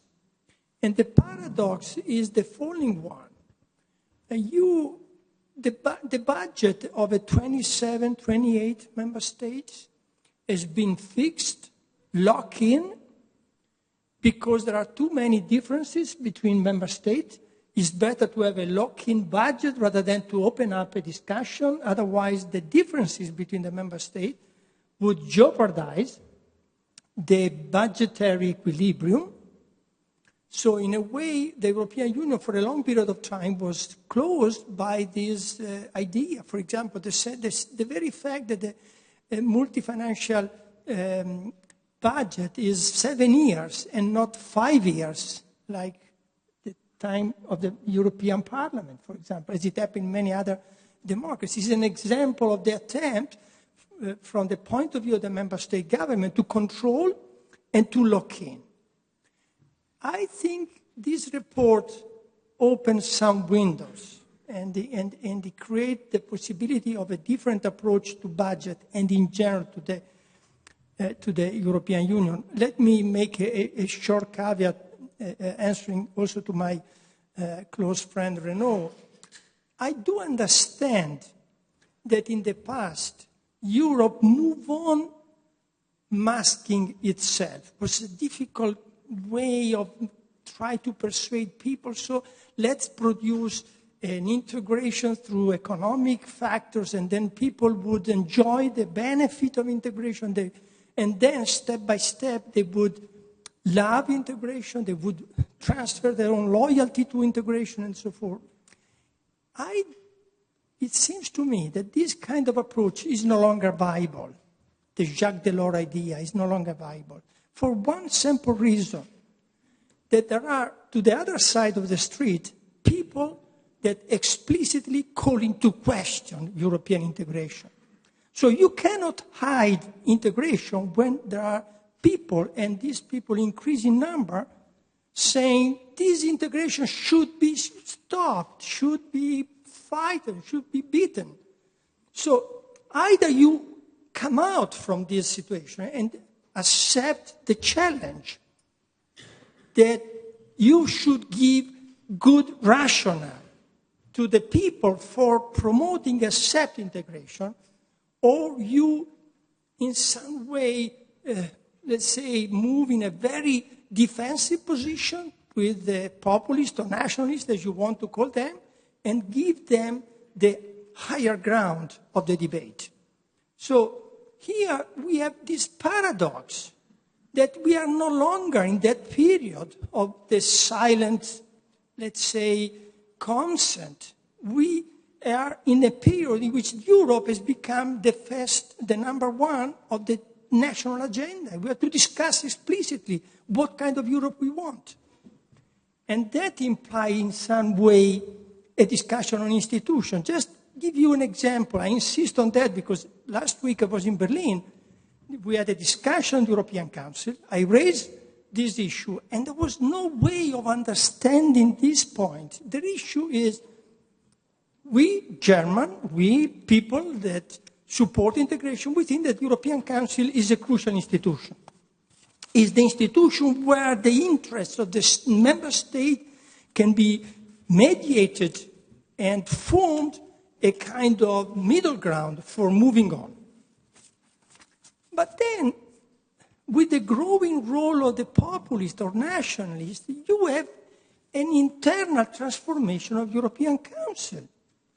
And probably in the future, you might have much more populist nationalist leaders within the European Council that might call into discussion the integration project from within, not from outside.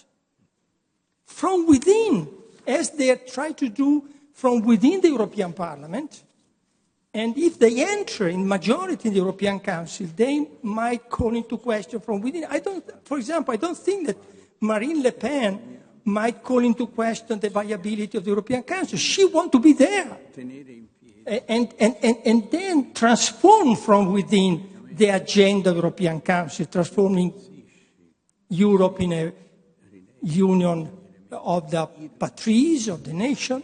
So I would say that we have to push in that report the possibility of strengthening differentiation. So I would like to ask to Mario the possibility of, let's say, using the budget for strengthening the differentiation within the European Union in order to protect those member states who want to move on from the threatening that come from those who are against the European integration. Just a little answer and a little question. And I want to react to your observation that we should have given more frontal consideration to public goods, not to relegate them in Plan C. I fully subscribe this, also because I think that politics and it's all about public goods. So, but I just want to make sure you understand that we were referring to this specific short list of newly considered public goods that are now the Schäuble discovery. Mr. Schäuble has discovered public goods, and we were referring, and we are referring to this. And you should make sure that he knows it. Yeah, absolutely. But as you noticed, we immediately rushed to say that even banking union and capital markets union are part of public goods. And we could go on with the list, because everything in politics is about public goods. And probably the crisis of modern democracies, according to me, is due to the fact that people are overlooking external economies, and they're misunderstanding. They are not understanding the fact that public life is made of public goods, and we have to manage them. So it's all of it, from education to. One short question. I've read the report, but is it true to say that you can exclude, and you are ready also to defend this idea, that this budget has no stabilization role? It's to produce goods so it's not something you will maneuver along the cycle, and not even indirectly, because there is one point of the report where you say, well, given that we take away some expenditure from the governments, this makes some room for the governments to go for maybe a little bit more deficit, etc. I would exclude completely, also in the general debate, the public budget is, okay, we have Keynesian maneuvers, but forget about that. The public budget is there to produce public goods in the long run. It's not a stabilization, not necessarily a stabilization tool. Can you proclaim, can you exclude this tool? Have you discussed this a little bit? This is my question. Since you are collecting all the questions, let me add a few questions. And at a certain point, the report states that just member states have the power to create new taxes. And that's obviously, it's true according to the European law and the European rules.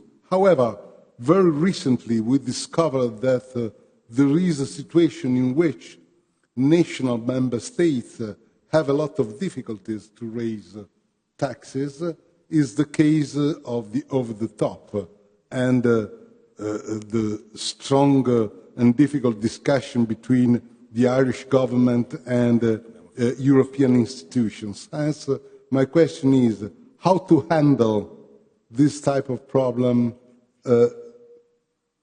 given the European rules that just member states have the power to create taxes.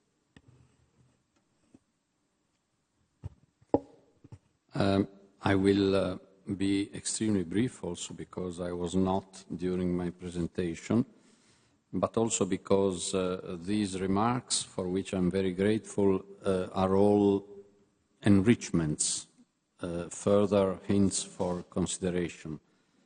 But I will say something on a couple of things. It has been spoken of paradoxes and zero-sum game. I would like to say that in looking at the EU budget, also when I was a European Commissioner, not in charge of the budget and never thought I would be, I was impressed by two things. One, the zero-sum game story, which then I personally lived as an experience when I once was responsible for Italy for the final agreement by the heads of governments, because of your responsibility, Mr. President, in 2013. And the other one is, I would come to it, the zero, inevitably, if a budget is seen by the people, is presented also sometimes as essentially a redistributive tool. And in fact, we must say many of the EU policies are still very much of that nature. Then inevitably when you go out of the long night of negotiations and you face your national press, they are only interested not to know which European policies were supported by the new budget, but In my case, it was, please show us, Prime Minister, to what extent you did better or worse than a previous Italian Prime Minister 7 years earlier. Or how did your French colleague and your German colleague do relative to you? So this, and of course all the national presses in a very incoherent manner reflect this discussion. Obviously this gives to our citizens the impression, confirmed at the highest level, that the EU is indeed a zero-sum game. So this is not something that creates value added. The other paradox is that, and this has been a moral, obvious principle for years, because the European Union asks member states and in particular finance ministers to be very austere with their national budgets, and there are even sanctions if they do not comply. Of course, we, member states, ask you, the European Union, to be at least as austere. Again, this is a very superficial view, which may have an easy appeal, but which cuts off at all the possibility that there may be economies of scale in producing certain things. And so, yes, we make some specific proposals, but above all, we suggest new lenses through which to look at the EU budget, to try and have a more dignified and realistic view of the European Union come up. It's not only the budget, but it is also the perception of the EU. On the point that only member states can levy taxes, yes, we might engage into a philosophical discussion that if there were a European demos, etc., we thought better, because this will have in the end to be considered by national governments, not to excite them with a red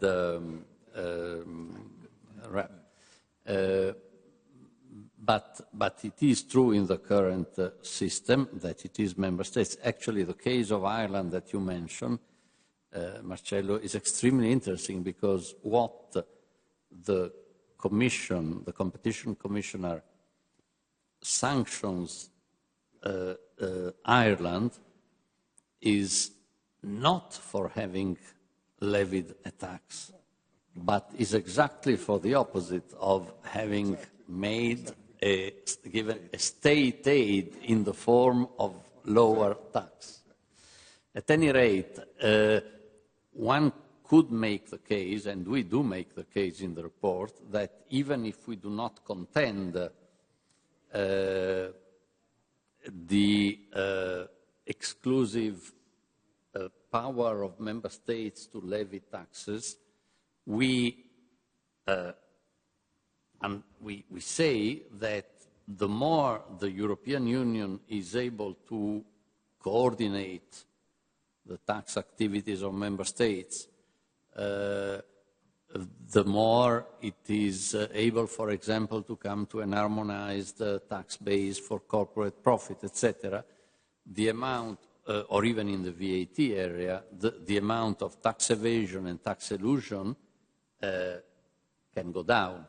And particular in the digital, you call it in the top of the world, or above the top companies, there, if, and the Commission has proposals to this effect, if it is made impossible or less easy for the big digital players to escape normal taxation, that would be, I think, and we say, a good candidate for a common tax that will remain national-based, but a portion of which, in terms of revenue, could be legitimately go to the EU if it is a EU contribution to have removed that possibility of